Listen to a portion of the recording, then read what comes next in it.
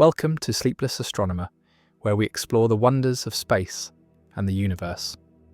If you're enjoying these cosmic journeys, please like this video and subscribe to the channel.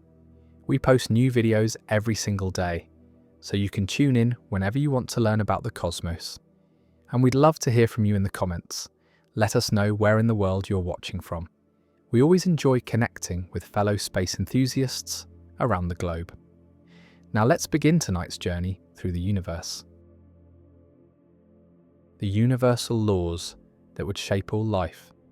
While alien life might look nothing like Earth's organisms, using different chemistry, different genetic molecules, different metabolic pathways, certain fundamental principles would constrain and shape all life everywhere in the universe. These universal laws arise not from biological specifics, but from physics, chemistry, thermodynamics, and information theory, disciplines that operate identically throughout the cosmos. Understanding these universal constraints reveals what all life, no matter how alien, must have in common, and what fundamental challenges every living system must solve to exist, grow, reproduce, and evolve on any world, under any star, in any galaxy. The laws of thermodynamics govern all physical processes, and life is no exception. The second law of thermodynamics states that entropy, disorder, tends to increase in closed systems. Left to themselves, organized structures break down, concentrated energy disperses, and order gives way to chaos. A sandcastle erodes, a hot cup of coffee cools to room temperature. Complex molecules break apart into simpler ones. This universal tendency toward disorder creates life's fundamental challenge. Living organisms are highly organized, low-entropy systems existing in a universe that constantly pushes toward disorder.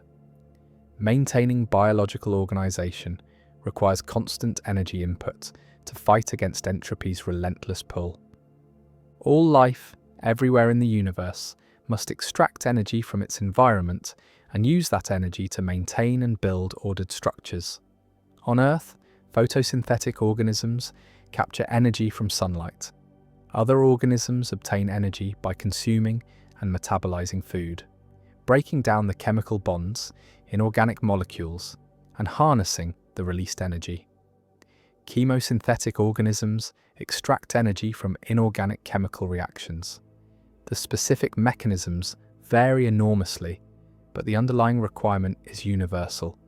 Every living thing must have a metabolism, some way of extracting usable energy from its surroundings to power the processes that maintain life.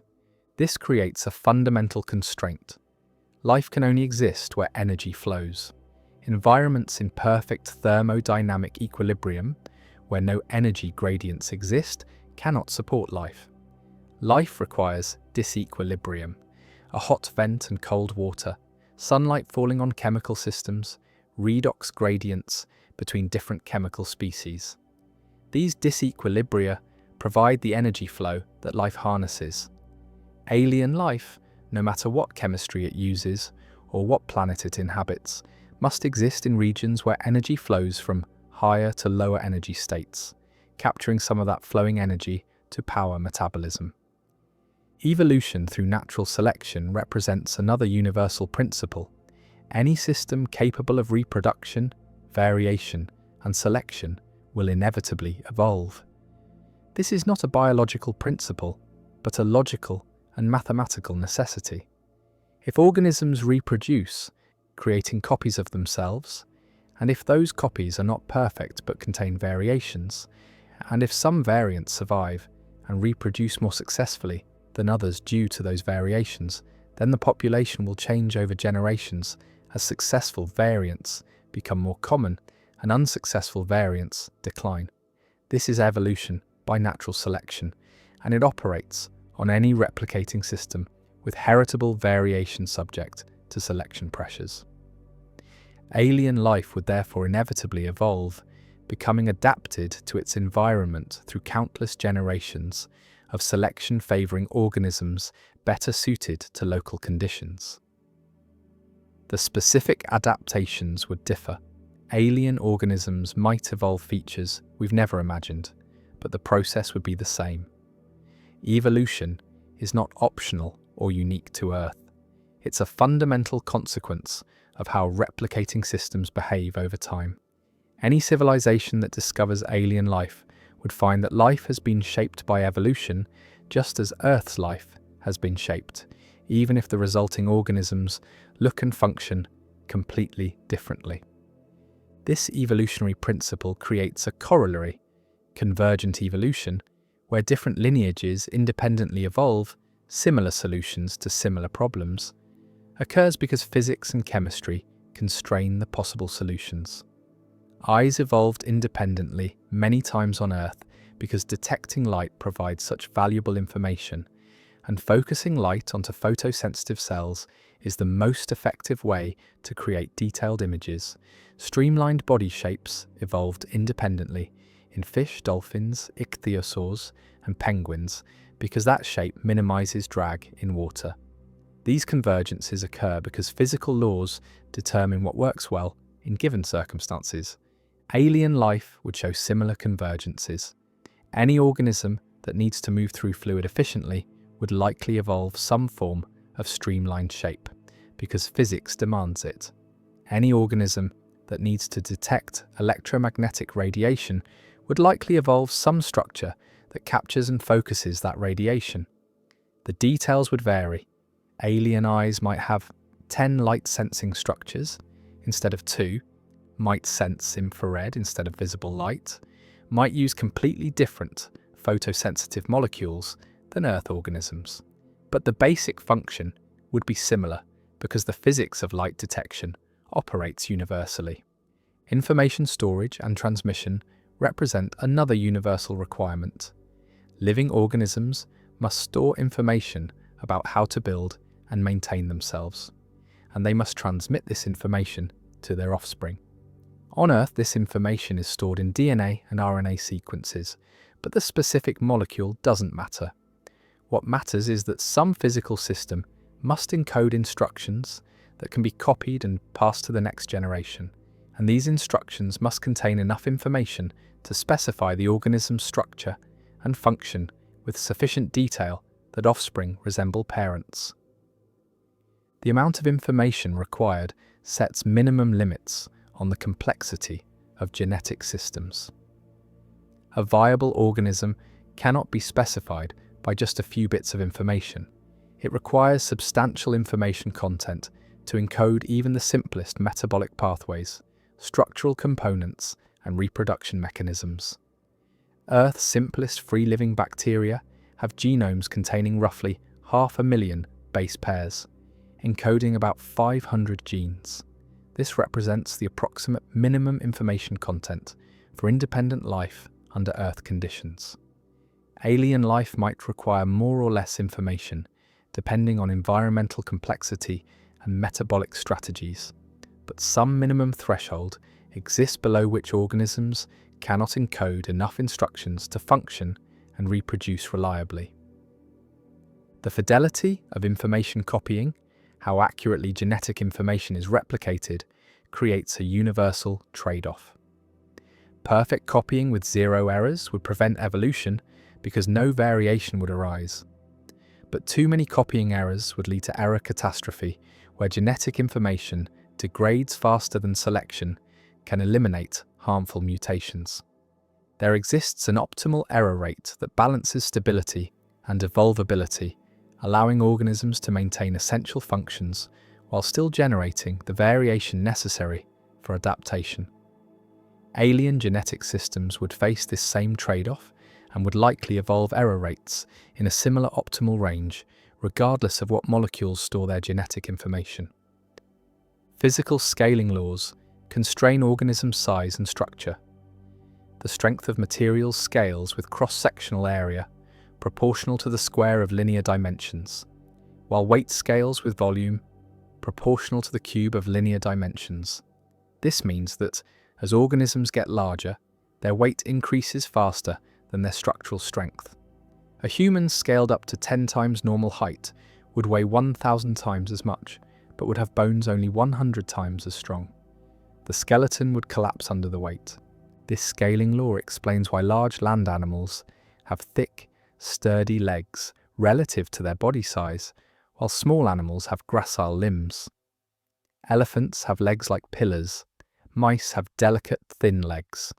An alien planet with higher gravity would have organisms with even thicker, stronger structural supports relative to their size.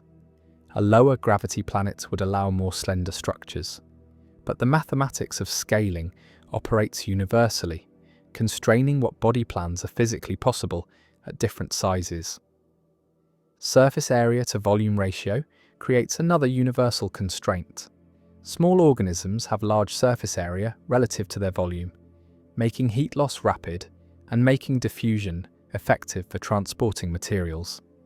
Large organisms have small surface area relative to volume, retaining heat more effectively but requiring specialized circulatory systems because diffusion becomes inadequate for transporting nutrients and waste across large distances.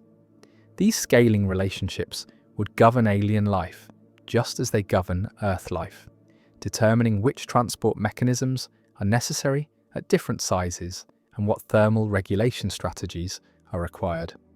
Chemical reaction rates depend on temperature, creating universal constraints on metabolism. Higher temperatures speed up chemical reactions exponentially. A rule of thumb is that reactions roughly double in rate for every 10-degree increase in temperature. This means organisms in hot environments can have faster metabolisms, grow more quickly, and potentially think faster if they're intelligent.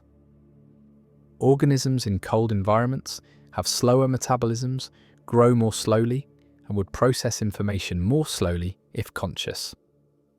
These temperature effects on reaction kinetics are universal, affecting any chemistry-based life regardless of specific biochemistry.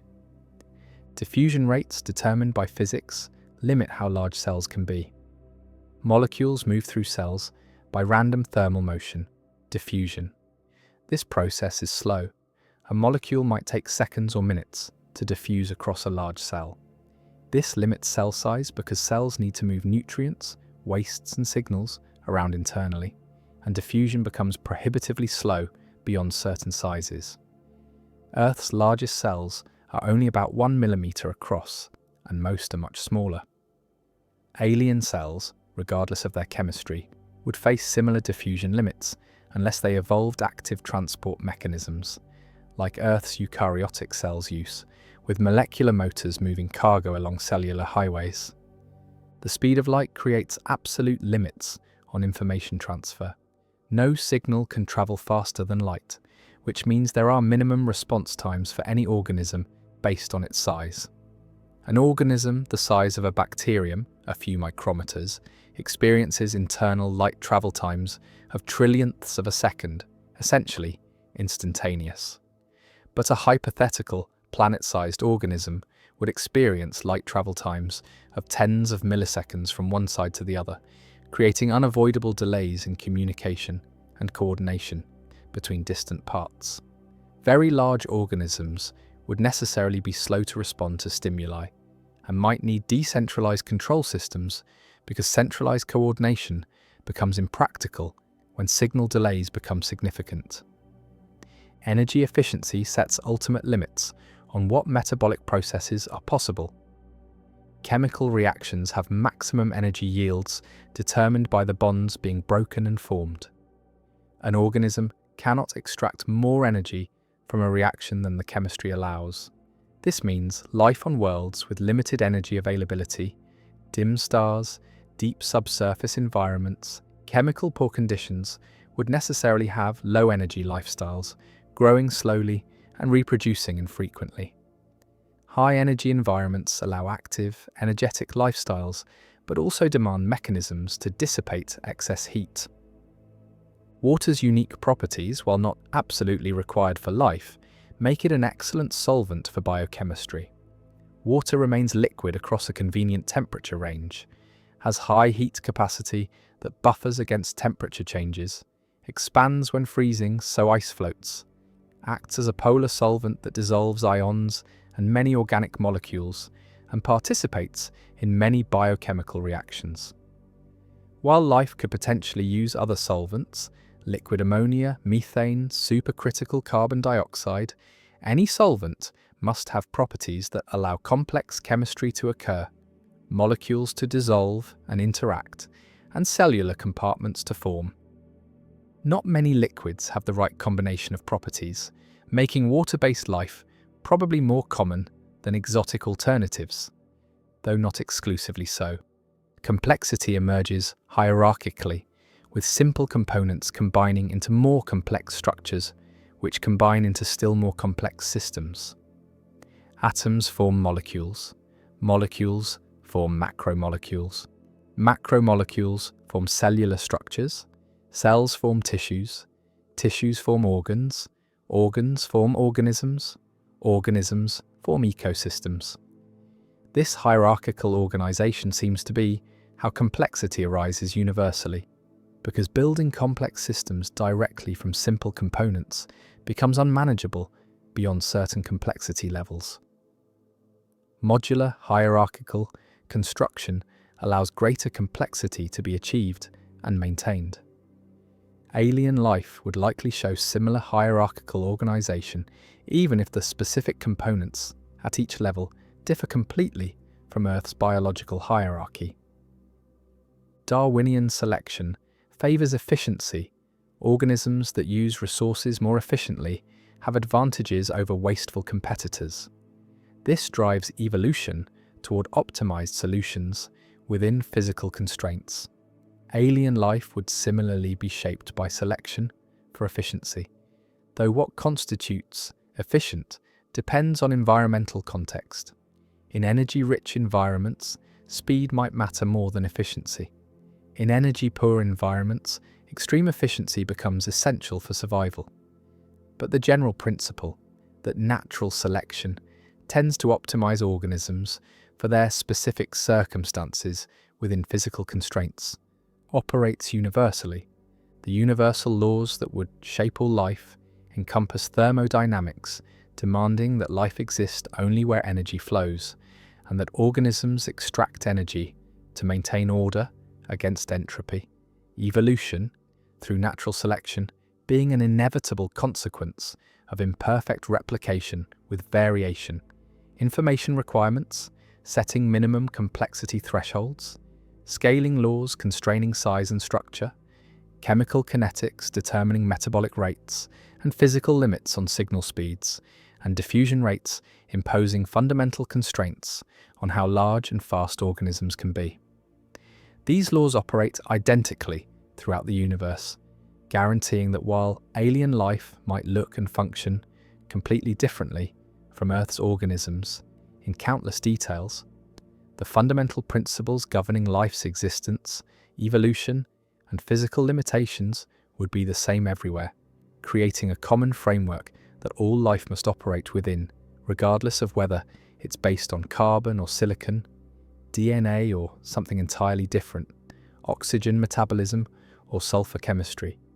Because physics and chemistry and thermodynamics and information theory operate identically on every world orbiting every star in every galaxy, creating universal constraints that shape all possible forms of life into entities that must harvest energy, maintain organization, store and transmit information, and evolve through selection, making these principles the true universals of biology that would apply to any living thing humans might ever encounter.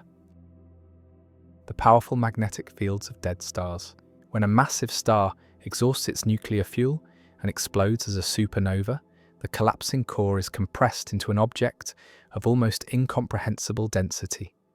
A neutron star, containing more mass than the Sun, packed into a sphere only about 20 kilometers across. This violent compression doesn't just create extreme density, it also amplifies the star's magnetic field to strengths that dwarf anything found elsewhere in nature. The magnetic fields of neutron stars are among the strongest in the universe, billions or even trillions of times more powerful than Earth's magnetic field, strong enough to distort atoms, affect the fabric of empty space itself, and dominate the physics of everything near these stellar remnants. To understand how neutron stars develop such powerful magnetic fields, we need to consider what happens during the collapse. Before the supernova, the massive star had a magnetic field similar in strength to the Sun's, a few Gauss at the surface, comparable to a modest laboratory magnet. The star's magnetic field was generated by convection and rotation in its interior, creating currents of electrically conducting plasma that produced magnetism through the same basic dynamo process that generates Earth's magnetic field. When the star's core collapses, it shrinks from a radius of thousands of kilometers down to only about 10 or 12 kilometers, a compression factor of more than 1,000. As the core collapses, magnetic field lines are squeezed together. The strength of a magnetic field is proportional to the density of field lines passing through a given area, so compressing the core concentrates the field lines, amplifying the magnetic field strength enormously. The exact amplification depends on the details of the collapse, but conservation of magnetic flux, a fundamental principle stating that magnetic field lines cannot be created or destroyed, only moved around, requires that the field strength increase roughly in proportion to the decrease in the star's cross-sectional area. Shrinking the radius by a factor of 1,000 increases the magnetic field by about 1,000,000 times. A star with an initial field of 1 Gauss would emerge from collapse as a neutron star with a field of roughly 1,000,000 Gauss, or 1,000 Tesla. This is just the starting point. Most neutron stars have magnetic fields measured in hundreds of millions to trillions of Gauss. Earth's magnetic field, for comparison, measures about half a Gauss at the surface. The strongest continuous magnetic fields produced in laboratories reach around 45 Tesla, or about 500,000 Gauss, requiring enormous electromagnets and tremendous amounts of power. Yet neutron stars casually exceed these laboratory records by factors of millions or billions through nothing more than gravitational compression. Rotation adds another layer of complexity. The collapsing core spins faster as it shrinks, just as a figure skater spins faster when pulling their arms inward. Another consequence of conservation of angular momentum. A star that initially rotated once every few weeks might emerge from collapse rotating several times per second, or even hundreds of times per second. This rapid rotation, combined with the intense magnetic field, creates the phenomenon we observe as pulsars. A pulsar is a rotating neutron star whose magnetic axis is tilted relative to its rotation axis, similar to how Earth's magnetic poles don't align perfectly with the geographic poles. Charged particles near the neutron star's surface are accelerated along the magnetic field lines toward the magnetic poles, where they emit beams of radio waves, X-rays, and sometimes even gamma rays. As the neutron star rotates, these beams sweep through space like lighthouse beams. When one of the beams happens to point toward Earth, we detect a pulse of radiation. The pulses arrive with extraordinary regularity. Some pulsars keep time more accurately than the best atomic clocks over short timescales. The Crab pulsar, formed in the supernova observed in the year 1054, rotates 30 times per second and has a magnetic field estimated at around 1 trillion Gauss. This field is strong enough to do remarkable things. If you could somehow place a human body in such a field, ignoring for the moment all the other ways a neutron star would kill you, the magnetic field would be strong enough to distort your atoms. The field would force electrons into different orbital configurations, changing the chemical properties of matter and making normal biological chemistry impossible. But some neutron stars have magnetic fields even more powerful than typical pulsars. These objects, called magnetars, possess the strongest magnetic fields known in the universe, reaching 10 to the 15th Gauss, or 1,000,000,000 Tesla. These fields are so strong that they affect empty space itself. According to quantum electrodynamics, The quantum field theory describing how light and matter interact, extremely strong magnetic fields can cause the vacuum to behave in strange ways. The vacuum can become birefringent, splitting light into two beams with different polarizations, similar to how certain crystals split light. Virtual particle pairs, electrons and positrons that normally pop briefly into existence and then annihilate, can be affected by the field, altering how light propagates through the vacuum. In magnetar fields, atoms are stretched into elongated shapes, becoming needle-like structures rather than the familiar spherical electron clouds. The magnetic field overwhelms the electric forces that normally determine atomic structure, forcing electrons into highly unusual quantum states. Matter at the surface of a magnetar exists in forms never encountered anywhere else, with properties unlike any material found on Earth or in laboratory experiments. Magnetars reveal their presence through sudden outbursts of X-rays and gamma rays. The magnetic field stores enormous amounts of energy. In the strongest magnetars, the magnetic energy exceeds the binding energy holding the neutron star together, creating immense internal stresses. The neutron star's crust, composed of crystallized nuclear matter, occasionally cracks under these stresses in events called starquakes. When the crust suddenly shifts, the magnetic field lines snap and reconnect violently, releasing tremendous bursts of energy in seconds or less. The most powerful magnetar flare ever observed occurred in December 2004 from a magnetar designated SGR 1806-20, located about 50,000 light-years from Earth. In 1/10 of a second, this flare released more energy than the Sun emits in 150,000 years. The radiation from this event saturated detectors on satellites throughout the solar system and measurably affected Earth's ionosphere, despite the enormous distance. If this magnetar had been located only 10 light-years from Earth instead of 50,000 light-years away, the flare would have caused a mass extinction, stripping away the ozone layer and exposing the surface to lethal radiation. The origin of magnetar fields remains somewhat mysterious. The simple compression of the collapsing star's field cannot account for fields this strong. Magnetar fields are hundreds to thousands of times stronger than what compression alone would produce. Several theories attempt to explain the enhancement. One possibility involves a dynamo mechanism operating in the first few seconds after the neutron star forms, when the core is still extremely hot and turbulent. Convection in the proto-neutron star, combined with rapid rotation, might amplify the magnetic field through a dynamo process, similar to how Earth generates its field, but operating under extreme conditions for a brief time. Another possibility involves the formation mechanism itself. If the collapsing core rotates very rapidly, near the maximum possible rate, differential rotation between the inner and outer parts of the core might stretch and amplify magnetic field lines, winding them up like a spring and creating the immensely powerful fields observed in magnetars. This would suggest that magnetars are born from progenitor stars that were rotating particularly rapidly before collapse, or from binary star systems where mass transfer spun up the star before the supernova. The magnetic fields of neutron stars gradually decay over time. The field energy is dissipated through various processes, including emission of electromagnetic radiation and heating of the neutron star's interior. Typical pulsars with fields around 1 trillion Gauss might maintain those field strengths for millions of years.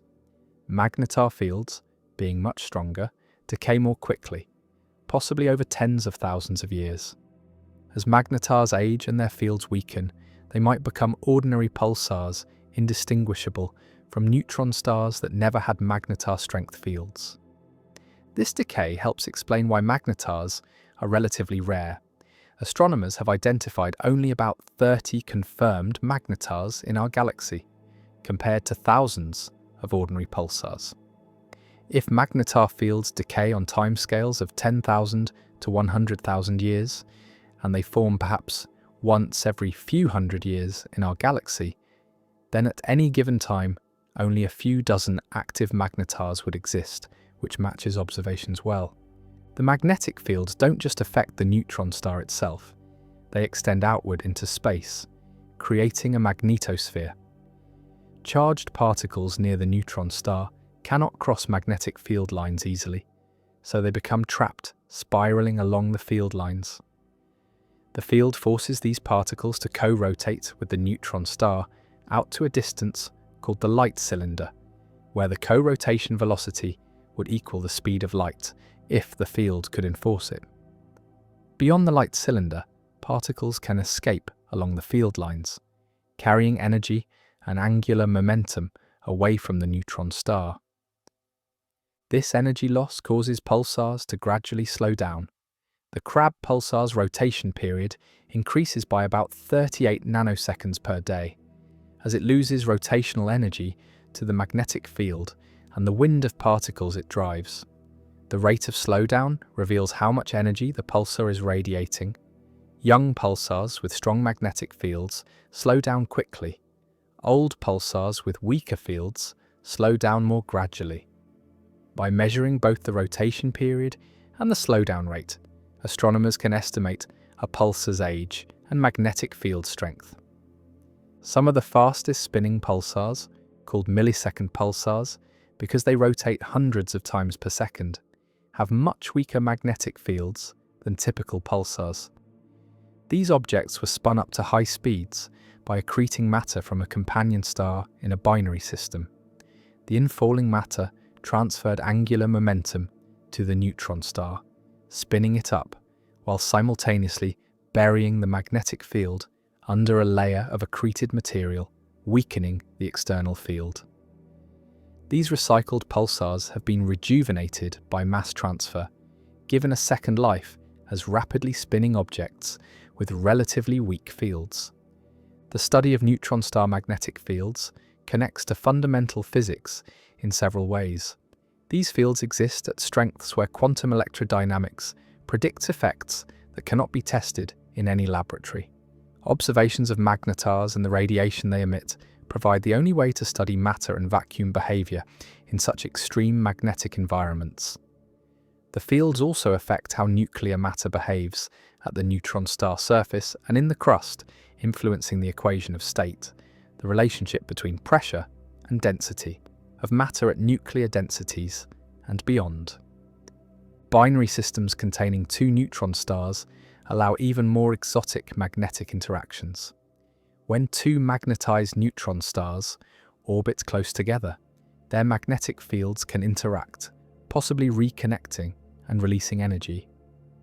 As the neutron stars spiral together, driven by gravitational wave emission, the magnetic fields might play a role in the final moments before merger, potentially affecting the gravitational wave signal and the electromagnetic radiation emitted during the kilonova that follows.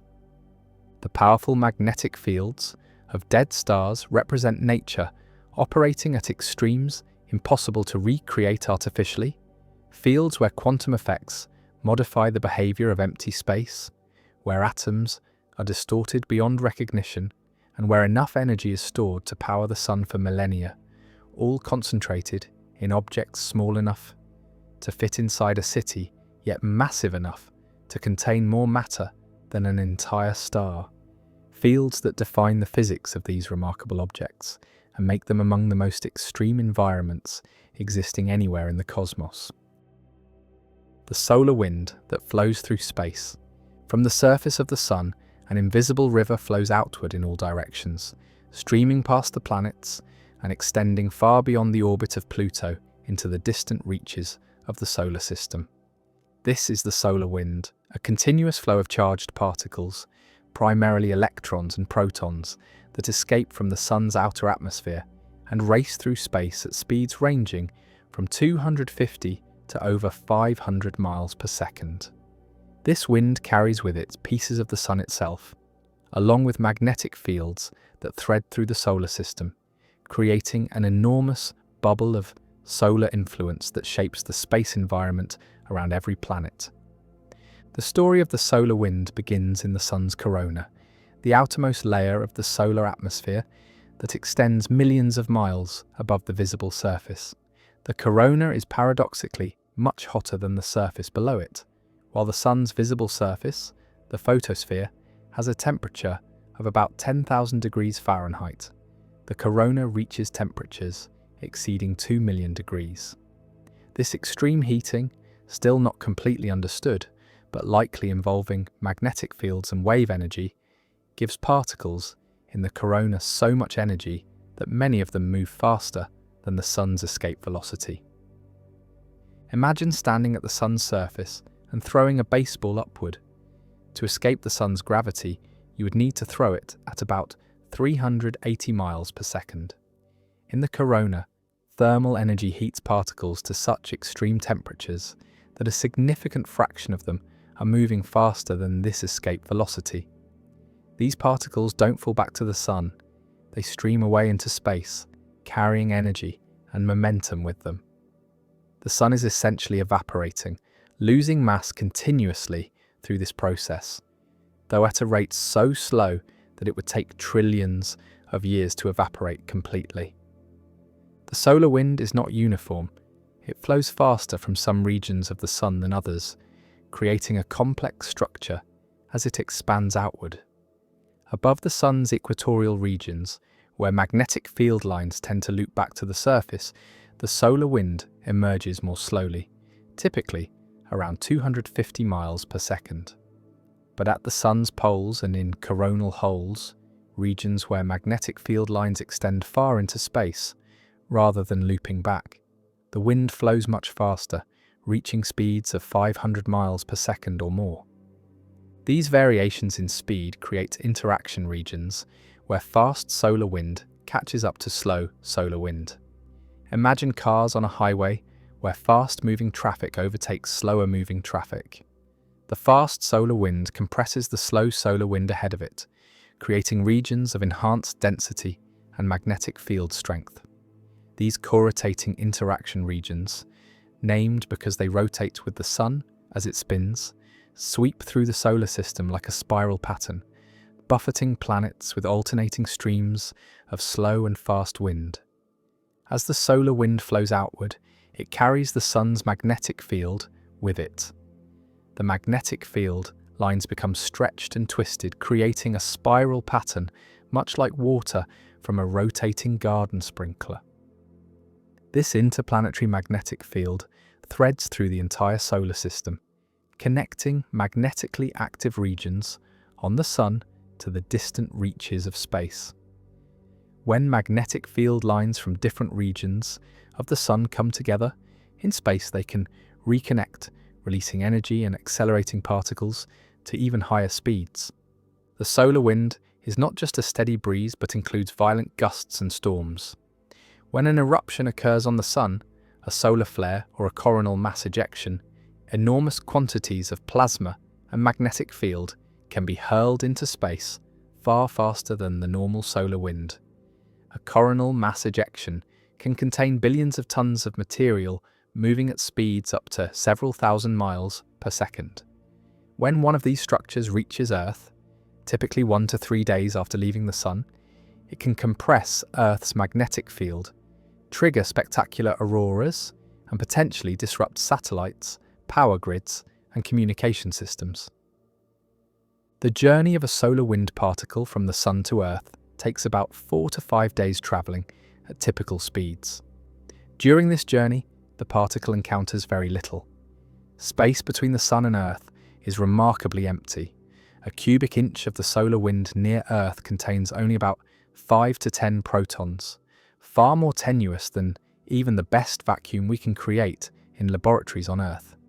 Yet despite this extreme sparseness, the solar wind carries significant momentum and energy simply because of the vast volume through which it flows and the speeds at which it travels. When the solar wind encounters a planet, what happens depends on whether that planet has a magnetic field. Earth's magnetic field creates a protective bubble called the magnetosphere that deflects most of the solar wind around the planet. The interaction is dynamic and complex. The leading edge of Earth's magnetosphere, called the bow shock, is where the supersonic solar wind first encounters Earth's magnetic field and slows down abruptly, much like air piling up in front of a supersonic aircraft creates a shockwave. This shock heats the solar wind and diverts it around Earth's magnetosphere, creating a turbulent boundary layer called the magnetosheath. Some solar wind particles do manage to penetrate into Earth's magnetosphere, particularly when reconnection occurs between the interplanetary magnetic field and Earth's magnetic field. These particles get funneled along Earth's magnetic field lines toward the polar regions, where they collide with atoms in the upper atmosphere, creating the shimmering curtains of light we call auroras.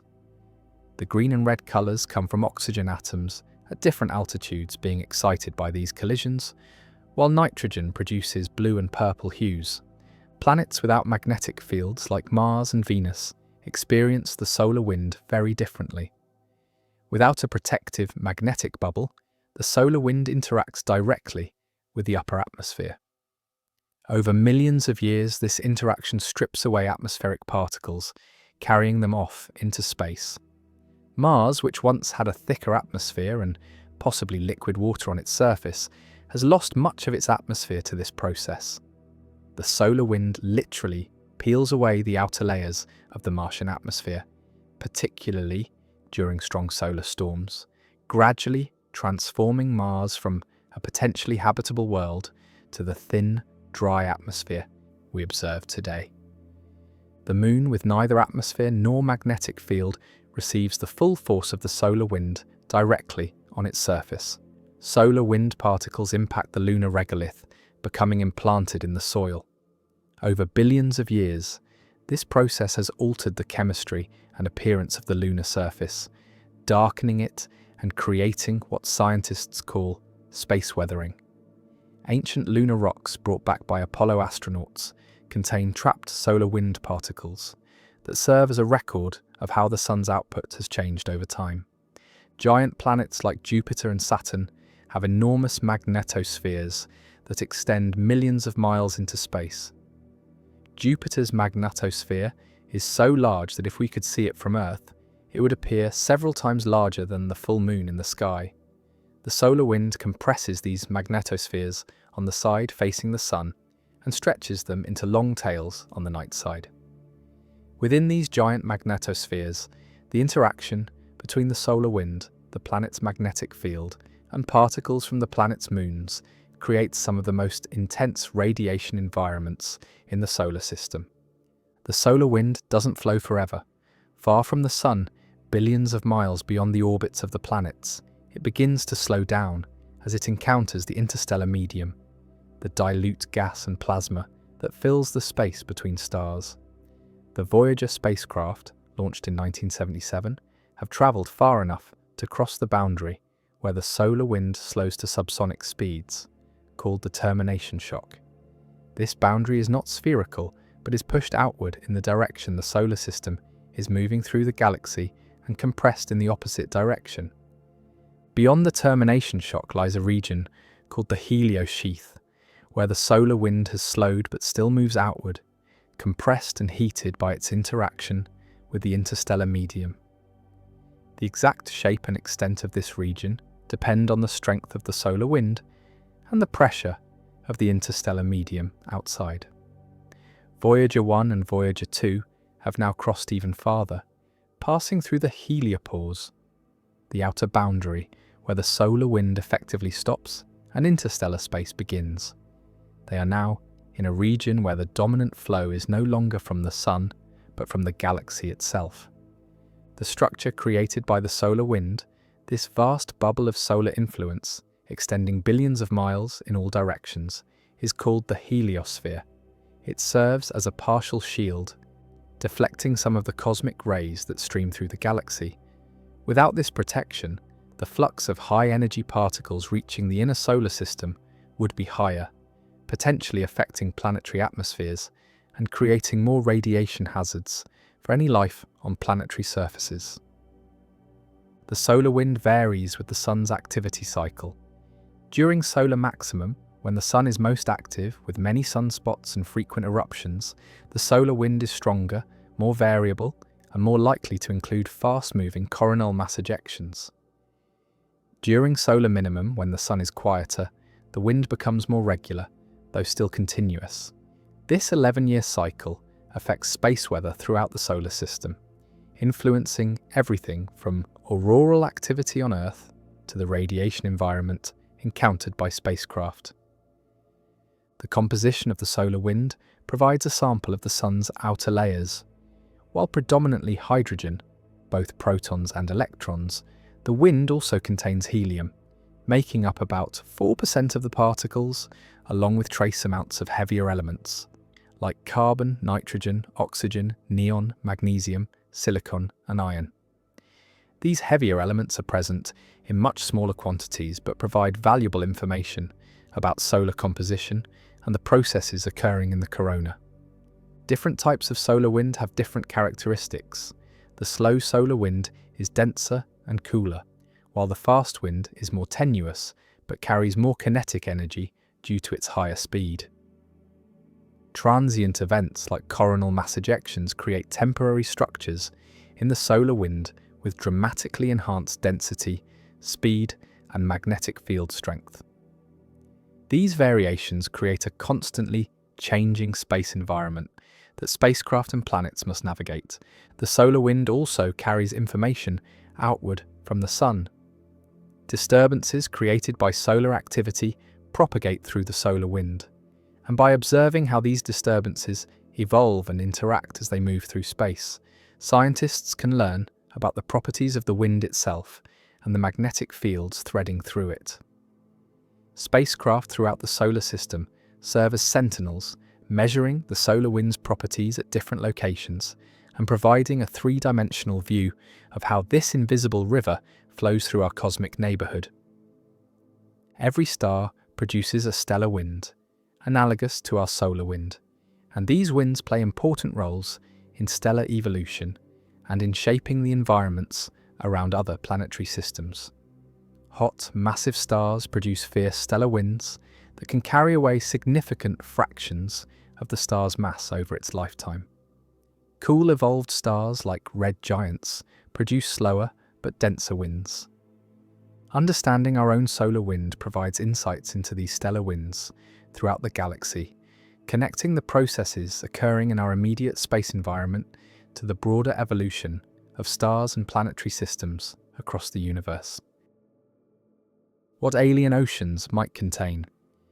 Earth's oceans are vast, salty bodies of liquid water covering more than 70% of the planet's surface, containing dissolved minerals, organic molecules, and a staggering diversity of life, from microscopic bacteria to the largest animals that have ever existed. But oceans on other worlds might be fundamentally different, not just in what organisms inhabit them, but in their very composition. What liquids fill them, what chemicals dissolve in those liquids, and what physical conditions prevail at their depths. Understanding what alien oceans might contain means considering not only water-based oceans with different chemistry than Earth's seas, but entirely different liquids that could serve as oceanic solvents on worlds with radically different temperatures, pressures, and geological histories. The most familiar alien oceans would be water-based oceans on other worlds. Several candidates exist in our own solar system.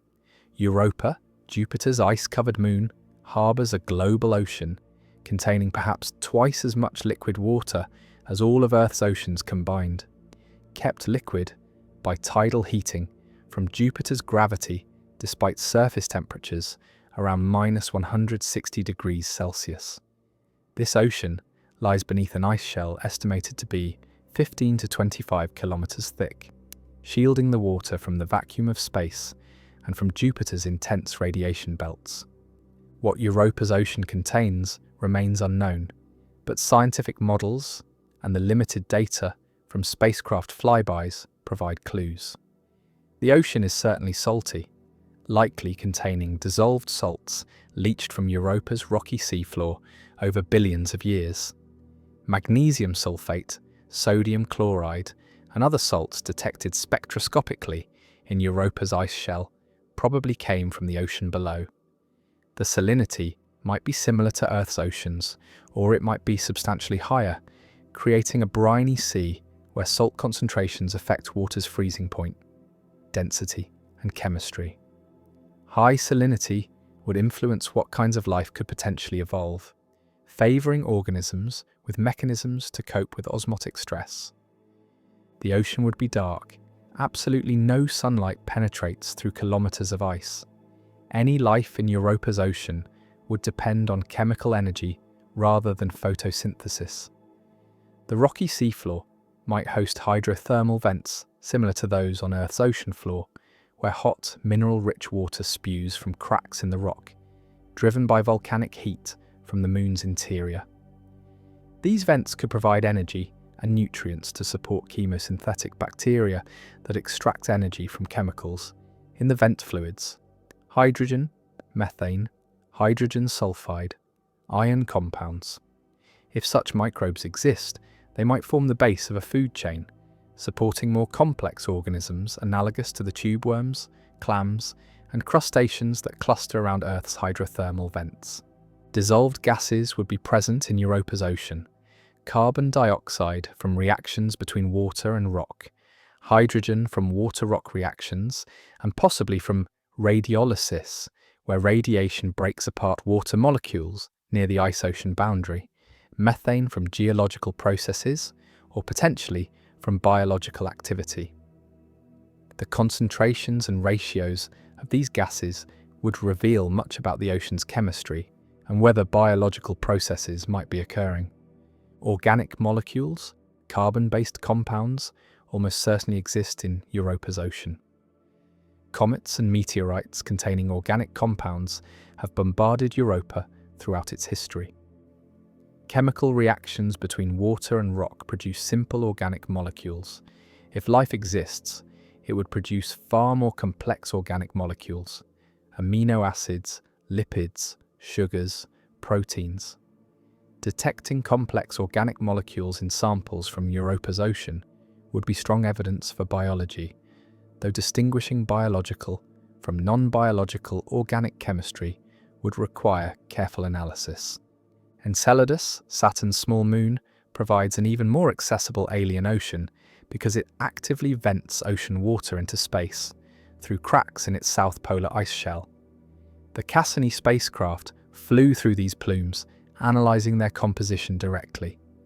The plumes contain water vapour, ice grains, carbon dioxide, methane, ammonia, molecular hydrogen, and complex organic molecules, including some with chains of carbon atoms, ingredients that on Earth would suggest habitability. The presence of molecular hydrogen is particularly intriguing because it suggests water rock reactions at high temperatures, consistent with hydrothermal vents on Enceladus's seafloor. The organic molecules, while not proof of life, show that organic chemistry is occurring in Enceladus's ocean. Titan, Saturn's largest moon, presents an entirely different type of ocean, not water, but liquid hydrocarbons. Titan's surface temperature hovers around -180 degrees Celsius, far too cold for liquid water, which is frozen as hard as rock. But at these temperatures, methane and ethane exist as liquids. Titan has lakes and seas of liquid hydrocarbons near its poles, bodies of liquid methane and ethane with dissolved propane, butane, nitrogen, and traces of more complex organic molecules. These hydrocarbon seas are hundreds of meters deep in some places, creating environments completely unlike anything on Earth. What Titan's hydrocarbon oceans might contain depends on what chemistry can occur in liquid methane at cryogenic temperatures. Organic chemistry certainly happens. Titan's atmosphere produces complex organic molecules through photochemistry, and these molecules rain down onto the surface, accumulating in the lakes and seas. Nitrogen compounds, cyclic molecules, long-chain hydrocarbons, and possibly even more complex molecules might dissolve in the methane. Whether life could exist in liquid methane remains highly speculative, but if it does, it would use completely different biochemistry than Earth life, perhaps with cell membranes made from molecules that are insoluble in hydrocarbons rather than the water-soluble membranes Earth organisms use. Titan also likely has a subsurface water ocean beneath its icy crust, similar to Europa and Enceladus.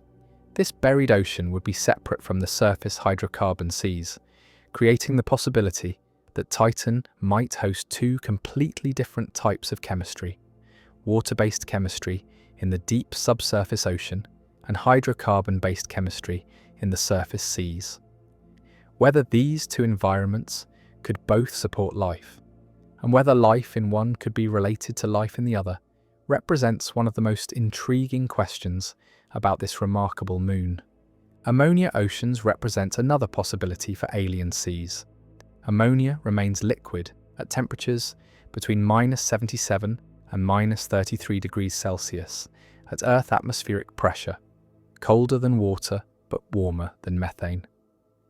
A planet or moon with temperatures in this range might have oceans of liquid ammonia or ammonia-water mixtures.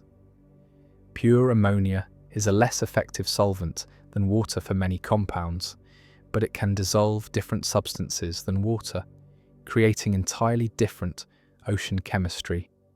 An ammonia ocean would be less dense than water ice, so ammonia ice would sink rather than float, potentially affecting planetary heat transport and ocean circulation. The ocean's pH would be highly alkaline. Ammonia is a base, creating chemistry very different from Earth's near-neutral oceans. Organisms adapted to ammonia oceans would need biochemistry that functions at low temperatures and high pH, potentially using ammonia molecules in ways analogous to how Earth life uses water. Sulfuric acid oceans sound implausible, yet Venus's clouds contain concentrated sulfuric acid droplets, and some scientists have speculated about life existing in these droplets. While Venus's surface is hellishly hot, the cloud layers at altitudes of 50 to 60 kilometers above the surface have temperatures around room temperature, quite comfortable by terrestrial standards. If life could exist as airborne organisms living in cloud droplets, those droplets would be concentrated sulfuric acid, requiring biochemistry completely unlike anything on Earth. Certain Earth microbes can tolerate extremely acidic conditions, proving that acid-resistant biochemistry is possible. But whether life could actually live in sulfuric acid remains unknown and highly controversial. Silicate oceans, molten rock, might exist on lava worlds orbiting extremely close to their stars. At temperatures exceeding 2000 degrees Celsius, rock melts into liquid magma that flows like water. While most scientists consider molten rock too hot and destructive for any conceivable biochemistry, some speculative theories propose exotic life forms based on completely different chemistry that might exist in magma, perhaps using silicate molecules or metal compounds as structural materials instead of carbon-based organic molecules. Such life would be so alien that we might not recognize it as life, even if we observed it directly. Supercritical oceans exist under conditions where temperature and pressure are high enough that the distinction between liquid and gas breaks down. Supercritical water, existing at temperatures above 374 degrees Celsius and pressures above 220 atmospheres, has properties intermediate between liquid and gas. Deep beneath the surfaces of massive ocean worlds, pressures might be high enough to create supercritical water oceans. The chemistry in supercritical water differs dramatically from normal water chemistry, with different solubilities, reaction rates, and molecular interactions. Whether life could adapt to supercritical conditions remains unknown, but the possibility can't be ruled out for extremely exotic organisms. The ocean floor composition profoundly affects ocean chemistry. Earth's ocean floors are basaltic rock, and water-rock interactions continuously cycle elements between the ocean and the crust. Alien ocean floors might be different, perhaps pure ice if the ocean is deep enough that high-pressure ice forms at the bottom, or perhaps carbonate rocks, serpentinite, or other minerals depending on the planet's composition. These different minerals would leach different elements into the ocean, creating different dissolved chemistry. Hydrothermal vents on alien seafloors might vent fluids with very different composition than Earth's vents. On Europa or Enceladus, where the rocky interiors might be rich in different minerals than Earth's mantle, vent fluids might contain unusual concentrations of metals, sulfur compounds, or other chemicals. These different chemistries would favour different types of chemosynthetic organisms if life exists, potentially creating ecosystems with no analogue on Earth. Dissolved oxygen would be rare or absent in most alien oceans unless photosynthetic life has evolved and produced oxygen for billions of years as on Earth. Most alien oceans would be anoxic, without dissolved oxygen, more similar to Earth's oceans before the Great Oxidation Event 2.5 billion years ago. Anoxic oceans contain different dissolved metals and have different chemistry than oxygenated oceans. Iron remains dissolved in anoxic water instead of precipitating as rust. Sulfur chemistry dominates, rather than oxygen chemistry. Life in anoxic alien oceans would use anaerobic metabolism, extracting energy from reactions that don't involve oxygen. Temperature gradients in alien oceans depend on heat sources.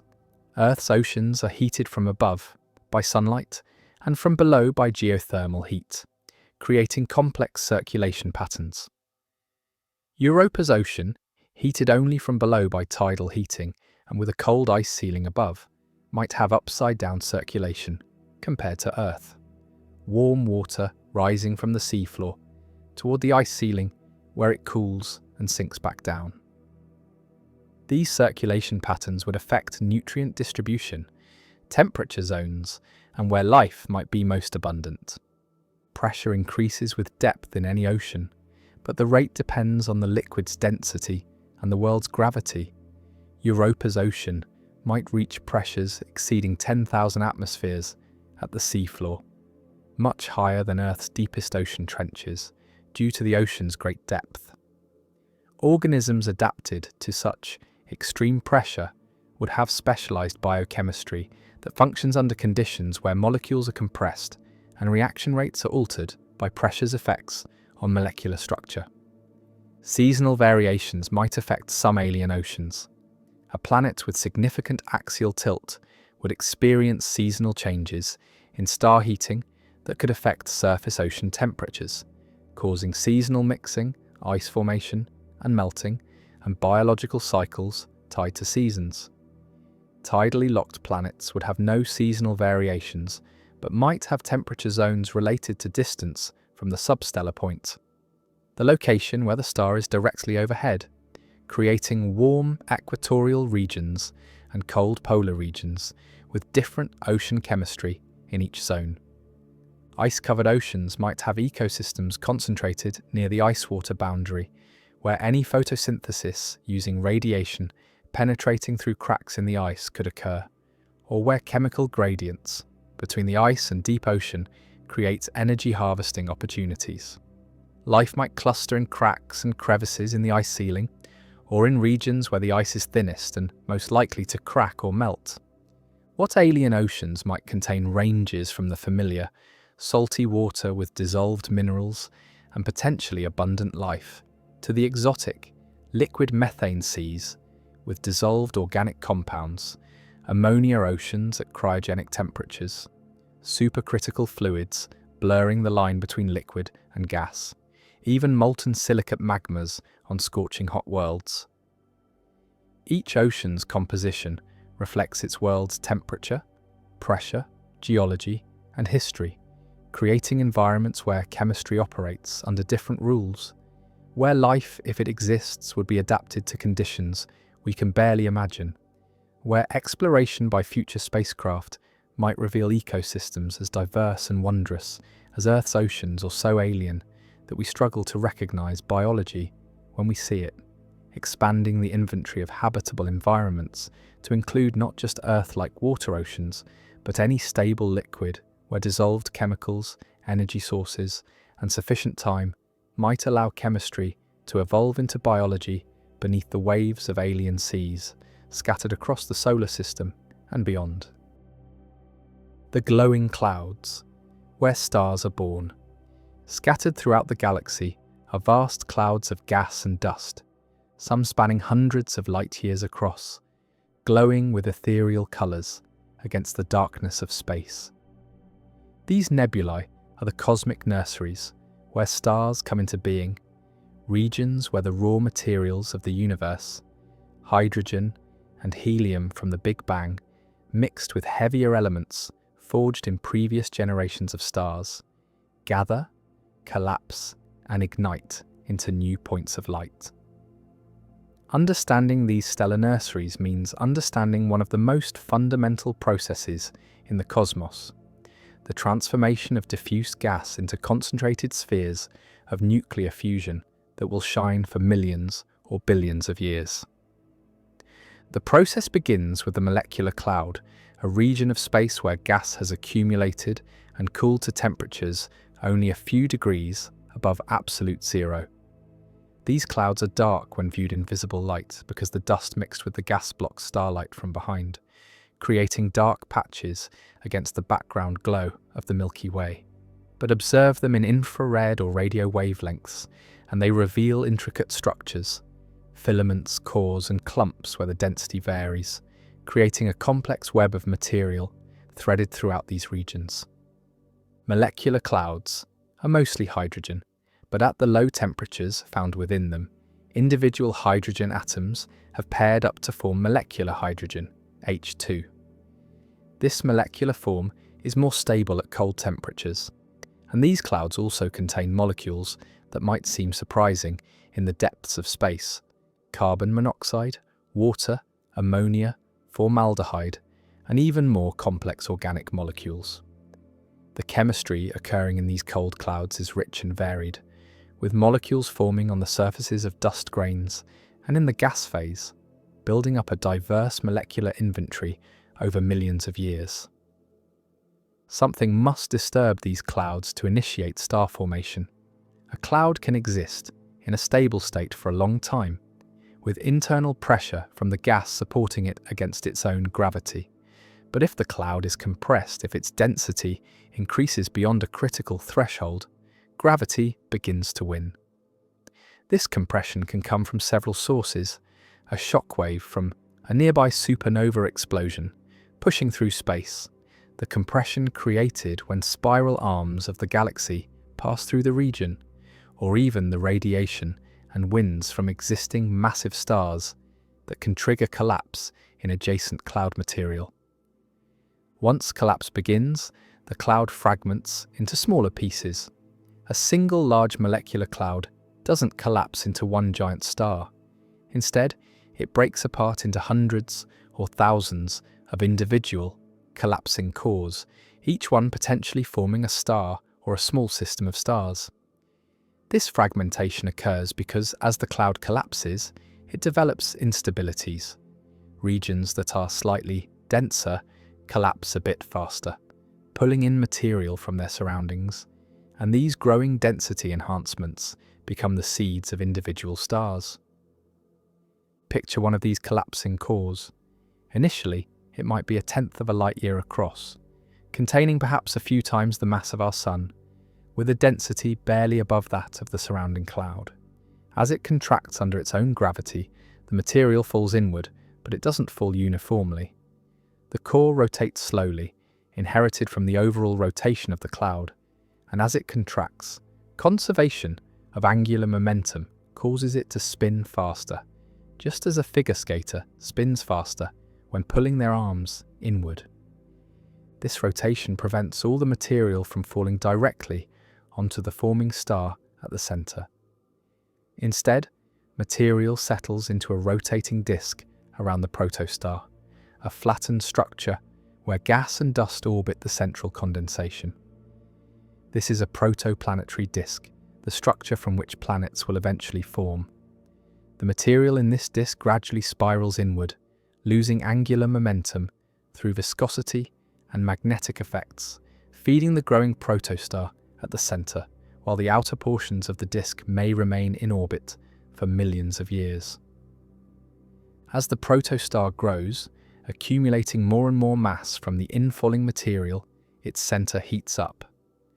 Gravitational potential energy converts to thermal energy as material falls inward, and the temperature and pressure at the core climb steadily.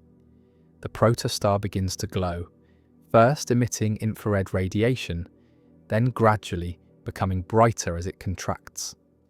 At this stage, it's not yet a true star. No nuclear fusion occurs at its core, but it's radiating energy produced by gravitational contraction, a process called Kelvin-Helmholtz contraction. The infalling material doesn't simply accumulate smoothly. Young protostars are violent, turbulent objects. They generate powerful magnetic fields that interact with the surrounding disk and the infalling gas.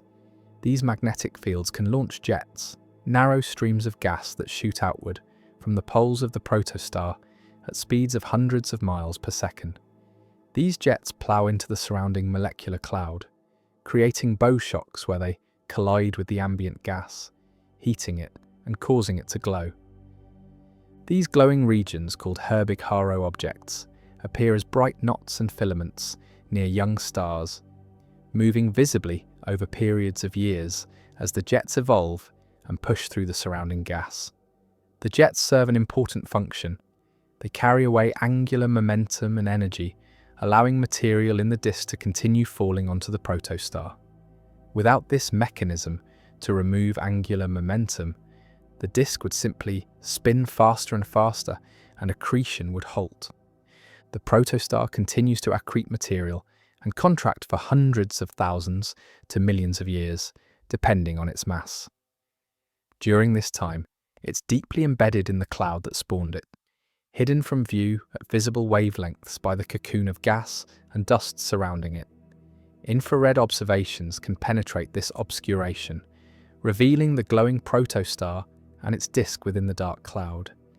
These embedded protostars mark the earliest visible stages of star formation, objects that are still gaining mass and have not yet ignited nuclear fusion. Eventually, the temperature and pressure at the protostar's core reach a critical threshold, typically around 10 million degrees. At this point, protons begin to fuse, creating helium and releasing energy through nuclear fusion. The protostar becomes a true star, entering what's called the main sequence, where it will spend the majority of its life fusing hydrogen into helium. The energy released by fusion creates an outward pressure that finally halts the gravitational contraction, and the star settles into a stable configuration where gravity and pressure are balanced. When the star ignites, it begins to affect its surroundings dramatically. The radiation from the young star heats the surrounding gas and dust. Ultraviolet light from the star ionizes hydrogen atoms, stripping electrons away and creating a region of ionized gas called an H2 region. These ionized regions glow with a characteristic reddish-pink color, the result of electrons recombining with protons and cascading down through energy levels, emitting light at specific wavelengths. This is the glow we see in many famous nebulae: the Orion Nebula, the Eagle Nebula, the Lagoon Nebula, vast regions of ionized gas illuminated by the intense radiation from young hot stars. If the star is particularly massive and hot, more than about 8 times the Sun's mass, it produces copious ultraviolet radiation that can ionize gas over large volumes of space. A single massive star can create an H2 region spanning dozens of light years. Multiple massive stars forming in the same region create even larger ionized bubbles. The Orion Nebula, visible to the naked eye as a fuzzy patch in Orion's sword, glows because of a handful of massive young stars at its center, whose radiation ionizes the surrounding molecular cloud. The radiation pressure and stellar winds from young stars don't just make the cloud glow, they also begin to push the gas away, clearing out cavities in the molecular cloud. This feedback can actually trigger more star formation in the surrounding material.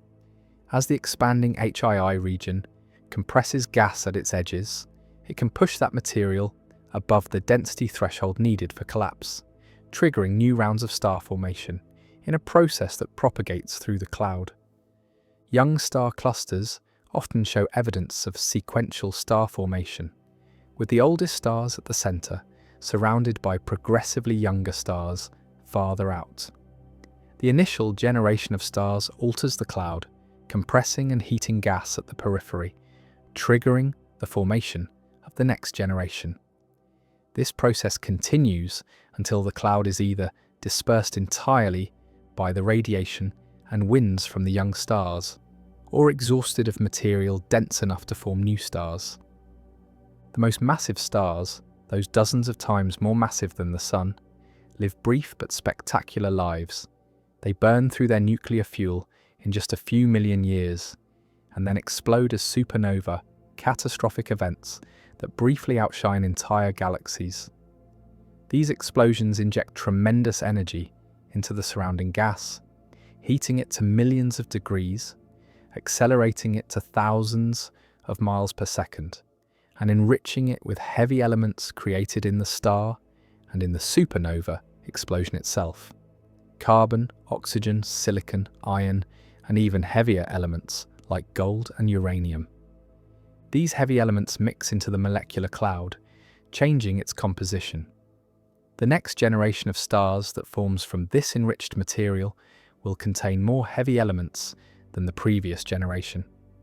This process of stellar birth, life, death, and rebirth has been occurring for over 13 billion years, gradually enriching the interstellar medium with heavy elements. The earliest stars in the universe formed from nearly pure hydrogen and helium. Stars forming today, including our Sun, contain about 2% heavy elements by mass, a small fraction, but crucial for the formation of planets, and ultimately for the existence of life. The dust mixed throughout these star-forming clouds plays a crucial role beyond just blocking light. The tiny grains, typically less than a micrometer in size, serve as surfaces where molecules can form. Hydrogen atoms landing on a grain's surface can find each other and bond, forming molecular hydrogen far more efficiently than they could in the gas phase. Water molecules, carbon monoxide, and more complex organics also form on grain surfaces, then evaporate back into the gas or become incorporated into forming stars and planets. Star formation is not perfectly efficient.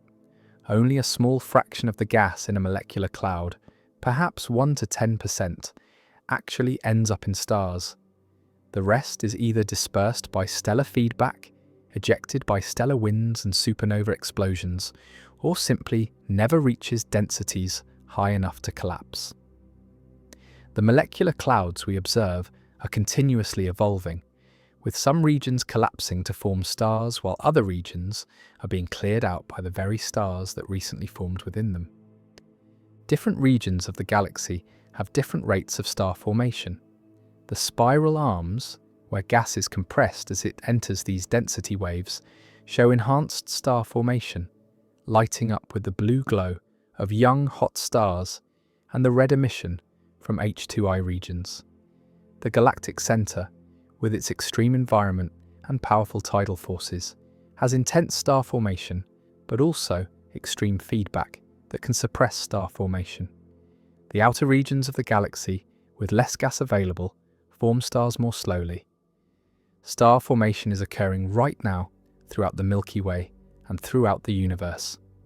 In distant galaxies, billions of light years away, we observe intense starbursts where entire regions of galaxies are forming stars at rates thousands of times higher than in our galaxy, triggered by galaxy collisions or mergers that compress enormous quantities of gas. The stars forming in those distant galaxies emit light that has travelled across most of the universe's history to reach our telescopes, showing us star formation as it occurred when the universe was much younger. The glowing nebulae we see in telescopes and photographs are not static monuments, but dynamic regions of ongoing transformation. The clouds are collapsing, the protostars are growing, The newly formed stars are dispersing the clouds that gave them birth.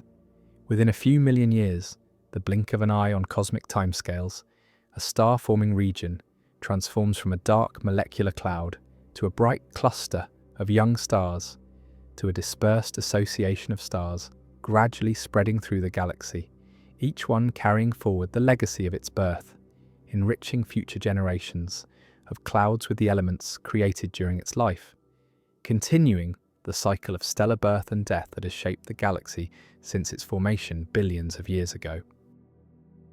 The crystal-like structures in space, deep within the cosmos, far from the warmth of any star, materials arrange themselves into patterns that would look familiar under a microscope on Earth.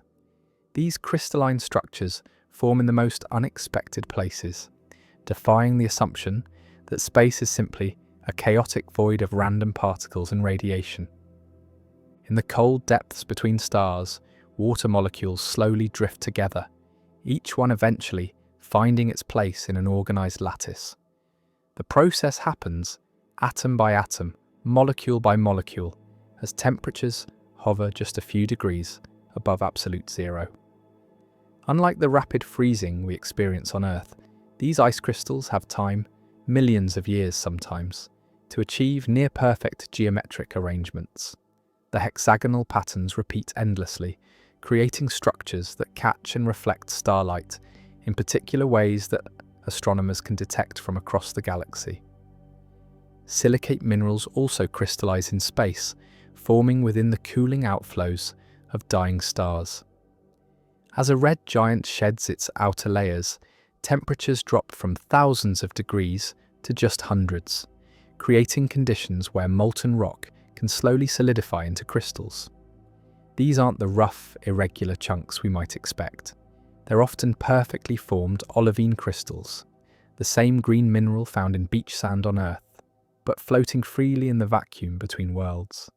Some of these crystals are microscopic, barely larger than the wavelength of light, while others grow to sizes that would be visible to the naked eye if you could somehow hold one. The environment around young stars presents another laboratory for crystal formation. In the swirling disk of gas and dust that will eventually become planets, temperatures vary dramatically with distance from the central star. There's a boundary, a line in space, where water transitions from gas to solid ice. Scientists call this the snow line or ice line, and it's here that water crystallizes directly from vapor without ever being liquid. The crystals that form are often elaborate, with branching structures that would rival any snowflake on Earth. These become the building blocks of comets and the icy cores of giant planets. Carbon takes on crystalline forms in space as well. In the hearts of ancient stars where pressures and temperatures reach extremes, carbon atoms arrange themselves into diamond structures. These aren't the large gemstones of jewelry stores, but microscopic grains that get expelled into space when the star dies. Scientists have found these pre-solar diamonds in meteorites that have fallen to Earth, tiny time capsules that formed before our solar system even existed. Each one contains isotope ratios that don't match anything that formed near our sun, proving they crystallized around entirely different stars. The surfaces of comets hide their own crystalline secrets. When these icy bodies spend long periods in the cold outer reaches of the solar system, the water ice in them gradually transitions from an amorphous glass-like state into a crystalline form. This transition releases trapped gases, sometimes causing the comet to briefly become more active, even when it's far from the sun. The crystalline ice has a different density than the amorphous ice, creating stresses within the comet's structure that can cause chunks to break away. Methane ice crystallizes on the surfaces of distant worlds, like Pluto and Neptune's moon Triton. At the frigid temperatures found in the outer solar system, methane behaves much like water ice does on Earth. It forms mountains and plains, fills craters, and even creates frost that glitters on the surface. The crystal structure of methane ice determines how it flows and breaks, shaping these distant landscapes in ways that mirror glacial processes on Earth, but with a completely different material. Salt crystals have been detected in the geysers of Saturn's moon Enceladus. Deep beneath this tiny world's icy crust lies an ocean of liquid water, kept warm by tidal heating from Saturn's gravity. When water from this ocean erupts through cracks in the ice, it immediately begins to freeze in the vacuum of space. But before it freezes completely, dissolved salts precipitate out, forming tiny crystalline particles that get ejected into space along with the ice. These salt crystals tell scientists about the chemistry of that hidden ocean. In the dusty clouds where stars form, silicate grains develop crystalline structures that affect how they interact with light and heat. When these grains are hit by shock waves from nearby stellar explosions, the intense but brief heating can transform their atomic structure, creating crystals with specific properties. The type of crystal that forms depends on the exact composition of the grain and the intensity of the heating event. Some become forsterite, a magnesium-rich crystal that glows warmly in infrared light. Others become enstatite, a pyroxene mineral with a different crystal lattice. The process of crystallization in space isn't always slow and gradual. Sometimes it happens in moments. When two white dwarf stars collide, the tremendous pressures and temperatures can cause carbon to crystallize almost instantaneously into diamond. The resulting object might have a core of crystallized carbon surrounded by layers of other materials, a cosmic gemstone larger than our Earth itself, hidden from view by its outer envelope. Amino acids, the building blocks of proteins, have been found in meteorites in crystalline forms. These organic crystals formed in the cold of space, where complex molecules could arrange themselves into ordered structures. The handedness of these crystals, whether they twist to the left or right, has implications for how life might have begun on Earth. The predominance of certain crystal orientations in space-formed amino acids might explain why life on Earth uses left-handed amino acids almost exclusively. Iron and nickel alloys crystallize in the cores of asteroids, forming structures called Widmanstätten patterns. These form when molten metal cools extraordinarily slowly over millions of years, allowing different crystal phases to separate and create geometric patterns. When metallic meteorites are cut, polished, and etched with acid, these patterns become visible as interlocking crystals that look almost like abstract art. The size and arrangement of these crystals tell scientists about the thermal history of the asteroid they came from. Sulfur compounds crystallize on the surface of Jupiter's moon, Io, the most volcanically active body in the solar system. The sulfur takes on different crystalline forms depending on temperature, creating a multicolored landscape of yellows, reds, oranges, and whites. Each color represents a different allotrope of sulfur, a different way the atoms can arrange themselves into crystal structures. These crystals don't last long in their original form. The intense radiation from Jupiter and the constant volcanic resurfacing mean that sulfur crystals are continually forming, breaking down, and reforming. In the coldest clouds of interstellar space, carbon dioxide freezes into dry ice crystals. These crystals coat the surfaces of dust grains, creating icy mantles that change how the grains interact with each other and with radiation. The crystal structure of this frozen carbon dioxide determines how easily it can trap other molecules, creating complex ices that contain dozens of different compounds, all organized in crystalline matrices. Phosphates and other minerals crystallize in meteorites under conditions that never occur on Earth today. These crystals preserve information about the early solar system, including the presence of water and the temperatures that existed on their parent asteroids. Some contain tiny pockets of liquid water trapped within the crystal structure, water that has been sealed away for over 4 billion years. The magnetic minerals in meteorites show evidence of crystallization in the presence of magnetic fields. The way iron oxide crystals align as they form reveals information about magnetic fields that existed around the young sun and in the interiors of molten asteroids. These crystals act as fossil compasses, recording ancient magnetic environments that have long since disappeared. Quartz crystals, so common on Earth, form in space as well, though through different processes. In the shocked material around impact sites, the intense pressure can cause silicon and oxygen to crystallize into quartz with unusual properties. Some of these crystals contain defects and inclusions that could never form under Earth's surface conditions, making them distinct markers of extraterrestrial origin. The study of crystalline structures in space reveals that the same fundamental physics that governs crystal formation in earthly laboratories operates throughout the universe.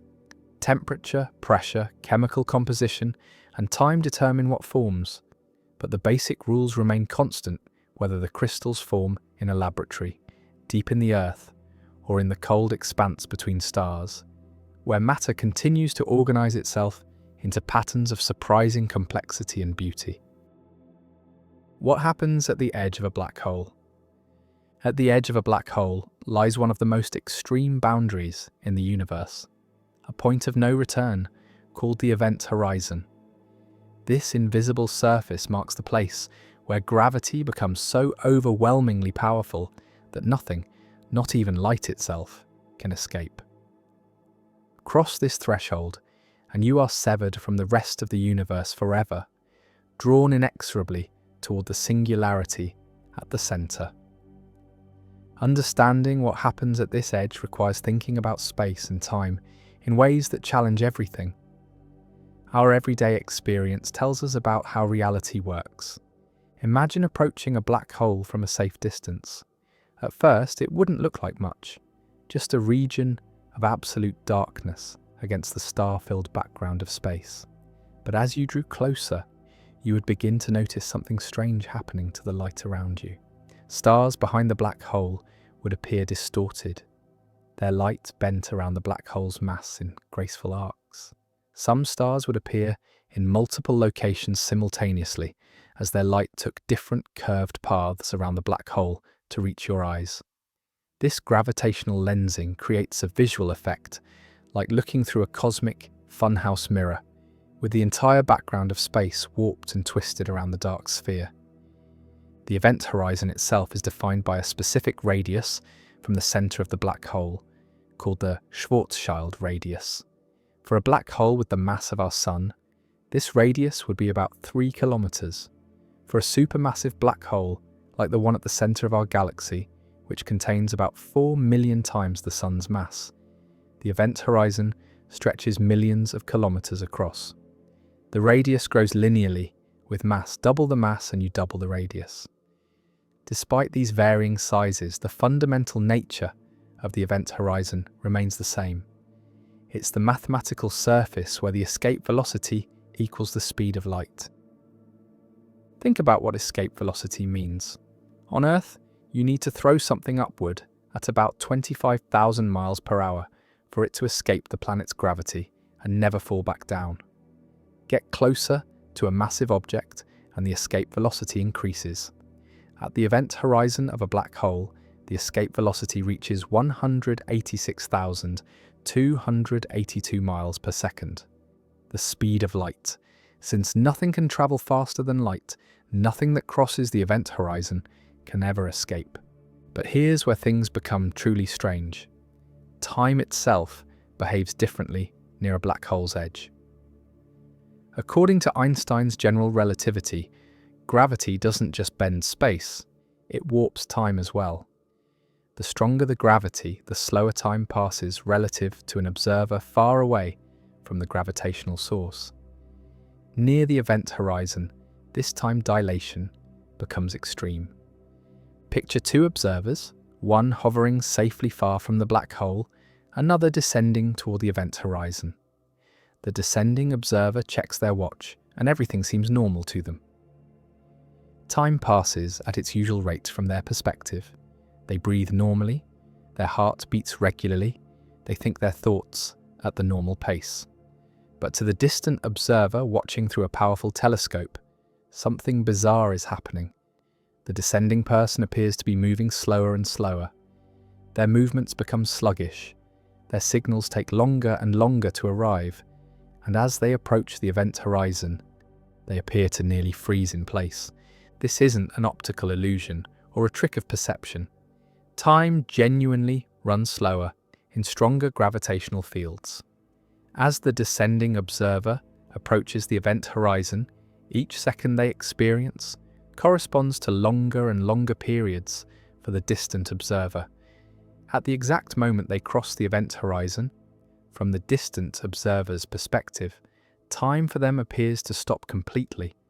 They would appear frozen at the edge, never quite crossing over, their image becoming increasingly redshifted and dim, eventually fading from view entirely.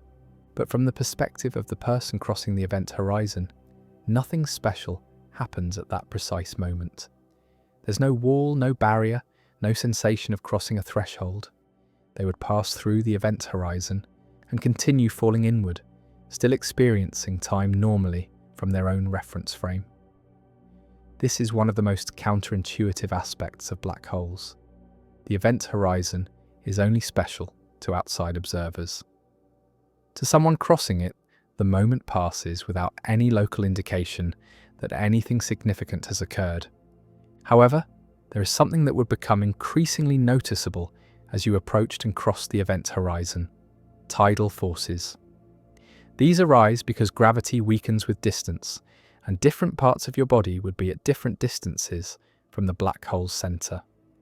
If you fell feet first toward the black hole, your feet would experience stronger gravity than your head. This difference in gravitational pull creates a stretching force. For a stellar mass black hole, these tidal forces become extreme well before you reach the event horizon. The difference in gravitational pull between your head and feet would stretch you vertically while simultaneously squeezing you horizontally, a process astrophysicists have termed spaghettification. Long before reaching the event horizon, the tidal forces would overcome the molecular bonds holding your body together, stretching you into a thin stream of atoms. This would be an absolutely fatal experience occurring far from the event horizon itself. For supermassive black holes, the situation is different. Because they're so much larger, the tidal forces at the event horizon are actually quite mild. You could cross the event horizon of a supermassive black hole, and for a while at least, experience no unusual forces at all. The spaghettification would come later, as you continued falling inward toward the singularity where tidal forces eventually become infinite, regardless of the black hole's size. The event horizon is also where the nature of space and time exchange roles, in a sense. Outside the event horizon, you can choose your direction in space. You can go left or right, up or down, toward or away from the black hole. Time, on the other hand, only flows in one direction, forward. But once you cross the event horizon, this changes. Moving inward toward the singularity becomes as inevitable as moving forward in time is outside the black hole. Just as you can't choose to move backward in time in normal space, you can't choose to move away from the singularity once inside the event horizon. All possible paths through space-time, every trajectory you could take, lead inward. Light behaves strangely at the event horizon as well. Just outside the horizon exists a region called the photon sphere, where light can orbit the black hole in unstable circular paths.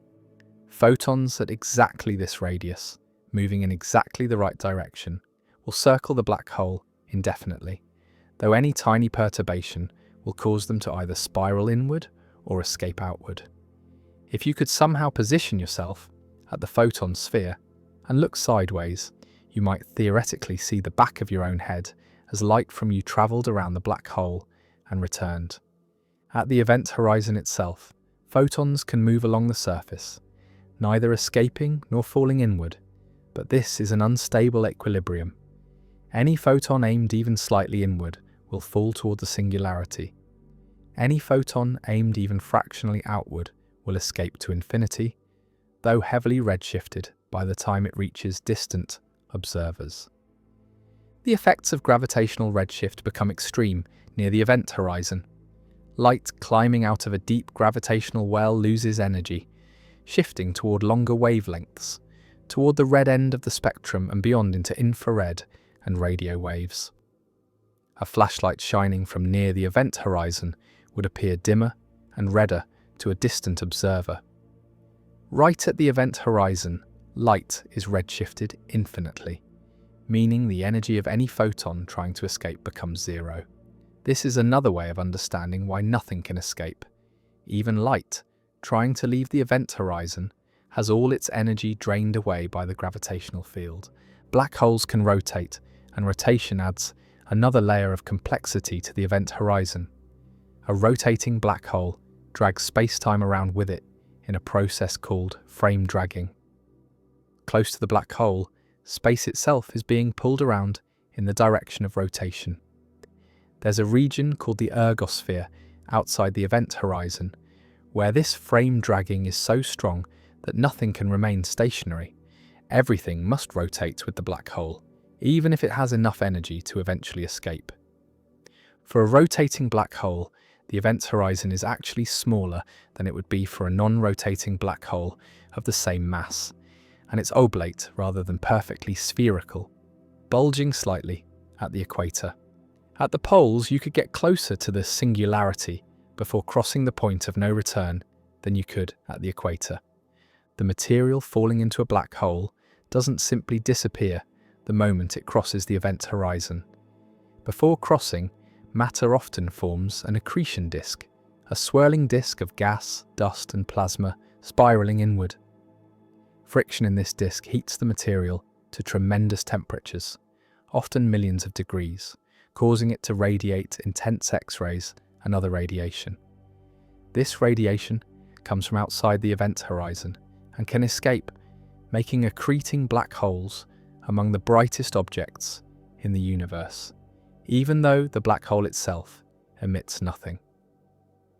As material in the accretion disk spirals closer to the event horizon, it accelerates to tremendous velocities, often reaching significant fractions of the speed of light. The innermost stable circular orbit, the closest distance where material can orbit without inevitably falling in, lies just outside the event horizon. Material at this radius whips around the black hole in fractions of a second, subjected to intense tidal forces and heated to extreme temperatures before making its final plunge across the event horizon. At the quantum level, something remarkable happens right at the event horizon. Stephen Hawking predicted that quantum effects near the event horizon would cause black holes to emit radiation, now called Hawking radiation. Virtual particle pairs constantly pop into existence throughout space, normally annihilating each other almost immediately. But at the event horizon, one particle of the pair can fall into the black hole while the other escapes. To a distant observer, the black hole appears to be emitting radiation with a temperature inversely proportional to its mass. For stellar mass black holes, this temperature is incredibly tiny, far colder than the cosmic microwave background, so the effect is purely theoretical at present. But over unimaginably long timescales, Hawking radiation would cause black holes to slowly evaporate. The event horizon represents one of the most profound boundaries in physics, a one-way membrane in space-time itself. It's a place where our intuitions about time, space, and causality break down, where the fabric of reality becomes so warped that the normal rules no longer apply. Everything that crosses this boundary is lost to the outside universe forever, adding to the black hole's mass and slightly expanding its event horizon, while the information about what fell in appears to be lost forever, creating paradoxes that physicists still struggle to resolve. The edge of a black hole is truly an edge, not just of a physical object, but of our ability to observe, to know, and to understand the universe. What is dark matter, and why can't we see it? Imagine trying to understand a conversation in a crowded room while wearing earplugs. You can see people's mouths moving, see their gestures, watch them react to each other, but you can't hear the words being spoken. You know communication is happening, the evidence is clear in the movements and responses, but the medium of that communication remains completely inaccessible to you. This is somewhat like humanity's relationship with dark matter. We can see its effects throughout the universe, observe how it shapes galaxies and bends light, measure its gravitational influence on everything around it. Yet the substance itself remains invisible and intangible to every instrument we've built to observe the cosmos. Dark matter makes up approximately 85% of all matter in the universe. Let that sink in for a moment. Everything you can see, every star, every galaxy, every glowing nebula, every planet, every atom in your body represents only about 15% of the matter that exists. The rest, the overwhelming majority, is dark matter, and it surrounds us, permeates us, flows through us, yet reveals itself only through its gravitational effects. The story of dark matter's discovery begins not with a sudden revelation, but with decades of observations that didn't quite make sense. In the 1930s, a Swiss astronomer named Fritz Zwicky was studying the Coma cluster, a collection of over 1,000 galaxies bound together by gravity. He measured how fast these galaxies were moving within the cluster and used these velocities to calculate how much mass must be present to keep the cluster gravitationally bound. What he found was shocking. The galaxies were moving so fast that they should have escaped the cluster's gravity and flown apart long ago, unless the cluster contained far more mass than could be seen in the form of stars and gas. Zwicky proposed that some form of dark matter must exist, matter that didn't emit light, but provided the additional gravity needed to hold the cluster together. His idea was largely ignored for decades. It seemed too radical, too strange. Surely there was a simpler explanation. Perhaps astronomers were just missing some normal matter, dust clouds or dim stars that hadn't been detected yet. But the evidence kept accumulating. In the 1970s, astronomer Vera Rubin conducted detailed studies of how stars and gas move within spiral galaxies. According to the laws of gravity and orbital mechanics, objects farther from the center of a galaxy should move more slowly, just as planets farther from the Sun orbit more slowly than those closer in. Mercury races around the Sun in just 88 days, while distant Neptune takes 165 years to complete one orbit. The same principle should apply to galaxies. Stars near the edge should crawl along in their orbits compared to stars closer to the galactic center. But that's not what Rubin found. She observed that stars at the outer edges of galaxies moved just as fast as stars closer to the center, sometimes even faster. The rotation curves of galaxies were flat rather than declining, which could only mean one thing. There was far more mass in these galaxies than could be accounted for by visible stars and gas. And this extra mass wasn't concentrated at the center where most of the visible matter was. It extended far beyond the visible disk, forming a massive spherical halo of invisible matter surrounding each galaxy. Picture a galaxy in your mind, a spiral with graceful arms of stars spinning around a bright central bulge. Now imagine that entire visible structure is embedded within a much larger sphere of dark matter, extending perhaps 10 times farther than the visible stars reach. This dark matter halo contains several times more mass than all the stars, gas and dust combined, yet it emits no light, no radio waves, no X-rays, nothing we can detect directly. The evidence for dark matter extends far beyond galaxy rotation curves. Gravitational lensing provides some of the most compelling proof. According to Einstein's theory of general relativity, mass warps the fabric of spacetime, and light follows the curves in this warped spacetime. When light from a distant galaxy passes near a massive object, its path bends, just as light bends when passing through a glass lens. The amount of bending depends on how much mass is present. Astronomers observe light from distant galaxies being bent and distorted as it passes through galaxy clusters. By measuring this distortion carefully, they can map out exactly where mass is concentrated in these clusters, creating what's essentially a gravity map. When they do this, they find that most of the mass, about 90%, isn't where the visible galaxies are. It's distributed in a much larger structure, consistent with massive halos of dark matter. One of the most dramatic examples came from studying a structure called the Bullet cluster, where two galaxy clusters had collided and passed through each other. During the collision, the hot gas from each cluster, which is normal matter, slowed down and remained near the collision site, heated by the impact. But the dark matter from each cluster, which doesn't interact with normal matter except through gravity, passed right through and continued moving. By mapping the gravity through gravitational lensing, astronomers could see that most of the mass had separated from the visible gas, providing direct evidence that dark matter and normal matter are distinct substances. So what is dark matter made of? This is one of the deepest mysteries in physics. And the honest answer is that we don't know. We know what it isn't. It's not made of atoms, protons, neutrons, or electrons. It's not any form of normal matter that we're familiar with. We call normal matter baryonic matter, and dark matter is something entirely different, something that exists outside the catalogue of particles that make up everything we can touch and see. The most popular hypothesis is that dark matter consists of particles that simply don't interact with electromagnetic radiation. Light, radio waves, X-rays, any form of light across the entire spectrum.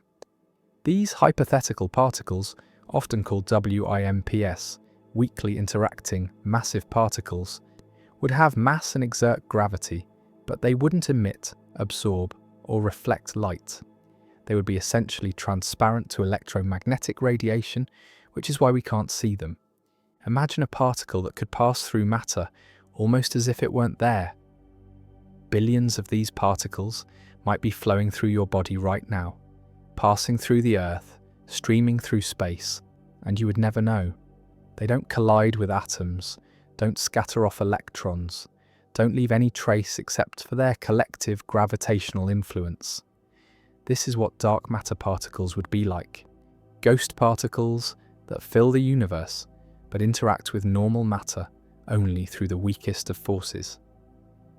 Scientists have built incredibly sensitive detectors deep underground, shielded from cosmic rays and background radiation, trying to catch the rare interaction of a dark matter particle with normal matter. These detectors contain tanks of specially purified materials, cooled to near absolute zero, instrumented with sensors that can detect the tiniest energy deposit. The idea is that occasionally, very rarely, a dark matter particle might collide with a nucleus in the detector, releasing a tiny amount of energy that could be measured. So far, despite decades of searching with increasingly sensitive experiments, no one has definitively detected a dark matter particle.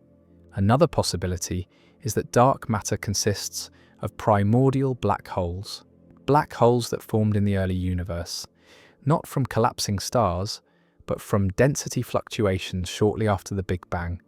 These would be dark by their very nature, since black holes don't emit light. However, careful observations suggest that primordial black holes can't account for all the dark matter. They would produce observable effects, like gravitational microlensing when they pass in front of distant stars. And we don't see these effects at the level that would be expected if most dark matter were in this form. Some theories propose that dark matter might be axions, extremely light particles that were produced in enormous quantities in the early universe. These would be very different from WIMPs, much lighter, much more numerous, behaving more like a wave than individual particles. Detecting axions requires different experimental approaches, and several experiments are currently searching for these elusive particles. There's even a possibility, though most physicists consider it less likely, that dark matter doesn't exist at all. Instead, perhaps our understanding of gravity is incomplete, and the theory needs to be modified to explain the observations without requiring invisible matter. These modified gravity theories, called MOND, modified Newtonian dynamics, and various relativistic extensions, can explain some observations but struggle with others, like the bullet cluster, which seems to require actual dark matter to explain. Dark matter played a crucial role in the formation of structure in the universe. In the early universe, shortly after the Big Bang, matter was distributed almost uniformly, with only tiny variations in density. These variations were the seeds of all future structure: galaxies, galaxy clusters, and the cosmic web. But normal matter coupled to radiation in the early universe couldn't collapse and clump together efficiently. Dark matter, which didn't interact with radiation, could begin collapsing earlier, forming gravitational wells that normal matter eventually fell into. Without dark matter, galaxies as we know them couldn't have formed in the time available since the Big Bang. Today, dark matter continues to shape the universe. It forms the gravitational scaffolding along which galaxies are distributed. It determines how galaxy clusters form and evolve. It affects how galaxies merge and interact. Every large-scale structure in the universe exists because of dark matter's gravitational influence. On smaller scales, dark matter fills our own galaxy. The Milky Way sits within a dark matter halo that extends far beyond the visible disk of stars. This halo contains perhaps 10 times more mass than all the stars in the galaxy. As our solar system orbits the galactic center, we're moving through this sea of dark matter. At any given moment, thousands of dark matter particles might be passing through every cubic centimeter of space, though detecting even one of them remains beyond our current capabilities. The invisibility of dark matter is not a limitation of our instruments. It's a fundamental property of the substance itself. We can't see it because it doesn't interact with light in any way. We can't build a better telescope or a more sensitive camera to observe it directly. The only way we know it exists is through its gravitational effects on the things we can see. It reveals itself in the motion of stars, the bending of light, the structure of the cosmic web, and the evolution of the universe itself. Dark matter surrounds us, shapes the cosmos, and yet remains one of the deepest mysteries in science, a reminder that the universe is far stranger and more complex than our everyday experience might suggest. What comets are really made of? Comets have captivated human imagination for millennia, appearing in the sky as ghostly visitors with long tails that stretch across the heavens. Ancient civilizations often viewed them as omens or messengers from the gods. But these cosmic wanderers are not supernatural phenomena. They're physical objects composed of specific materials that reveal the history of the solar system's formation. Understanding what comets are made of means understanding some of the most pristine, unchanged matter left over from the birth of our planetary system billions of years ago. The core of every comet is its nucleus, a solid chunk of ice and rock that can range from a few hundred meters to tens of kilometers across. In 1950, astronomer Fred Whipple proposed what became known as the dirty snowball model of comets, suggesting that comet nuclei were mixtures of ice and dust. This model has proven remarkably accurate, though modern observations have revealed that comets might be better described as icy dirt balls. They contain more rock and dust than Whipple initially thought, sometimes with dust making up 50% or more of their mass. The ice in a comet is primarily water ice, frozen solid at the incredibly cold temperatures found in the outer solar system. But comets contain more than just frozen water. They also harbour other volatile compounds, substances that evaporate at relatively low temperatures. Carbon monoxide ice exists in comet nuclei, freezing at temperatures even lower than water.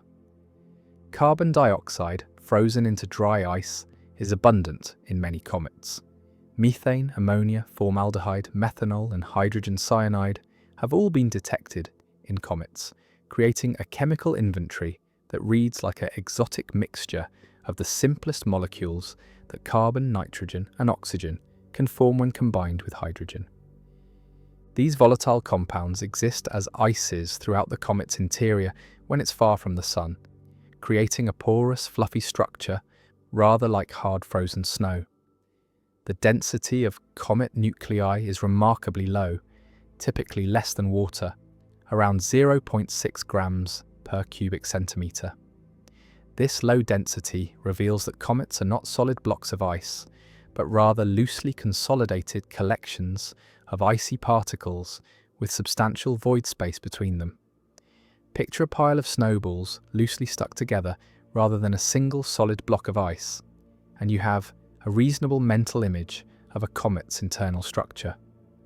Mixed throughout this icy matrix are dust particles, tiny grains of rock and organic material. These dust grains are incredibly small, typically measured in micrometers, smaller than the width of a human hair. They're composed of silicates similar to the minerals found in Earth's rocks, compounds of silicon and oxygen mixed with elements like magnesium and iron. Some grains are pure carbon, forming soot-like particles. Others are complex mixtures of organic molecules, carbon-based compounds that include some of the building blocks of life. The organic material in comets is particularly fascinating. When spacecraft have analysed comets up close, or when laboratories have examined samples collected from comet tails, they've found complex organic molecules, including amino acids, the building blocks of proteins, and nucleobases, components of DNA and RNA.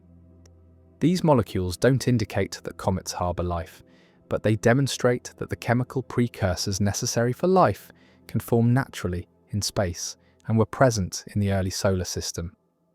Some scientists have proposed that comets bombarding the early Earth might have delivered substantial quantities of organic molecules and water, potentially contributing to the origins of life on our planet. The European Space Agency's Rosetta mission, which orbited and studied Comet 67P/Churyumov-Gerasimenko from 2014 to 2016, provided unprecedented detail about comet composition. The Philae lander, which touched down on the comet's surface, detected 16 organic compounds as the comet's warmth released them from the ice. Among these were 4 compounds never before detected on a comet, including molecules that can act as precursors to amino acids. The comet's surface appeared darker than coal, with a reflectivity of only about 6%, due to the dark organic compounds mixed with the ice. When a comet approaches the Sun, solar heating begins to affect its structure. At distances beyond about 5 astronomical units, 5 times the Earth-Sun distance, roughly Jupiter's orbit, a comet remains frozen and inert. But as it moves closer, sunlight warms the surface. The most volatile ices, like carbon monoxide and carbon dioxide, begin to sublimate, transforming directly from solid to gas without passing through a liquid phase. This sublimation creates pressure beneath the surface, and when that pressure becomes strong enough, gas bursts through the surface, carrying dust particles along with it. These jets of gas and dust create the coma, the glowing atmosphere that surrounds the nucleus and makes the comet visible from Earth. The coma can grow to enormous sizes, sometimes exceeding the diameter of Jupiter, even though the nucleus producing it might be only a few kilometers across. The gas molecules in the coma, particularly water vapor, are broken apart by solar ultraviolet radiation, creating a complex chemistry. Hydroxyl radicals, hydrogen atoms, oxygen atoms, and other fragments fluoresce in sunlight, emitting light at specific wavelengths that give the coma its greenish or bluish tint. The dust released from the comet creates a dust tail, pushed away from the Sun by radiation pressure, the physical push that photons exert when they strike and reflect off particles. This dust tail typically appears yellowish-white because it's sunlight reflecting off dust particles. The tail can extend for millions of miles, creating the spectacular displays visible from Earth. A separate ion tail, composed of ionized gas molecules, is pushed by the solar wind rather than radiation pressure. The ion tail glows with its own light as the ionized molecules fluoresce, often appearing blue due to emissions from ionized carbon monoxide. This ion tail points directly away from the Sun, shaped by the magnetic fields carried in the solar wind. The nucleus itself undergoes changes as the comet repeatedly approaches the Sun. Each passage evaporates a layer of ice from the surface, typically removing a few meters of material per orbit for comets that pass close to the Sun. As the ice sublimates, some dust particles escape with the gas, but others fall back to the surface, gradually building up a layer of dust and larger rock fragments. Over many orbits, this can create a crust of non-volatile material covering the underlying ice, insulating it from solar heating. Some old comets develop such thick crusts that they become inactive, no longer producing visible comas or tails, even when they approach the Sun. NASA's Deep Impact mission in 2005 deliberately crashed a copper impactor into Comet Tempel 1 to excavate beneath the surface and observe the fresh material. The impact created a crater and ejected plumes of material that spectroscopic analysis revealed to be rich in water ice mixed with organic compounds and fine dust.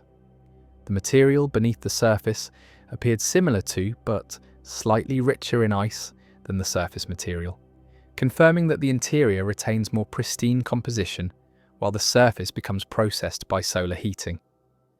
The ratio of different isotopes in comet materials provides clues about where and when they formed. Deuterium, a heavy isotope of hydrogen with an extra neutron, exists in different ratios to normal hydrogen depending on the temperature at which water formed. Measurements of the deuterium to hydrogen ratio in various comets have shown considerable variation, suggesting that comets formed in different regions of the early solar system or at different times. Some comets have deuterium ratios similar to Earth's oceans, while others differ substantially, helping scientists understand whether comets could have delivered Earth's water. The dust particles in comets are themselves diverse and complex. Some grains are crystalline, showing that they formed at high temperatures, possibly near the young Sun, then were transported outward and incorporated into comets forming in the cold outer solar system. Other grains are amorphous, formed at low temperatures in the outer reaches. This mixture indicates that the solar nebula was not a static, orderly system, but rather a dynamic environment with extensive mixing, where materials formed in the hot inner regions could be transported outward and vice versa. Comets also contain tiny pre-solar grains, particles that formed around other stars before the Sun existed and survived incorporation into our solar system. These grains have isotopic compositions distinctly different from solar system materials, marking them as true interstellar visitors preserved within comets.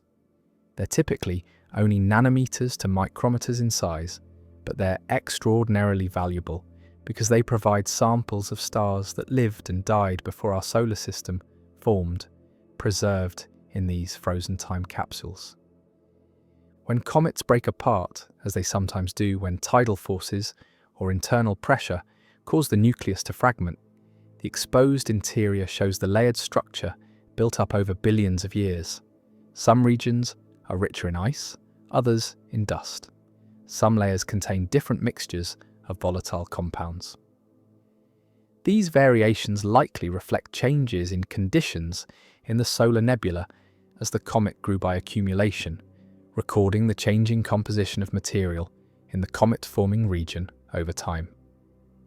The darkening of comet surfaces producing the surprisingly low reflectivity observed by Rosetta and other missions results from the organic compounds being altered by solar radiation and cosmic rays. This radiation processing, called space weathering, gradually darkens and reddens the surface materials over time. The very dark surfaces of comet nuclei tell us they've been exposed to space for long periods, accumulating radiation damage that has transformed the original icy material into a darker, more complex mixture. Comets are messengers from the outer solar system, preserving materials that have remained largely unchanged for over 4 billion years. While planets have been geologically active, melting and reforming their materials countless times, and asteroids have been heated and altered, comets have remained frozen in the deep cold of the outer solar system, maintaining their original composition. They're samples of the primordial solar nebula, the disk of gas and dust from which the planets formed, carrying within their icy matrices the water, organic molecules, and mineral grains that were present at the dawn of the planetary system, offering glimpses into the raw materials from which everything in our solar system, including Earth and ultimately life itself, was constructed.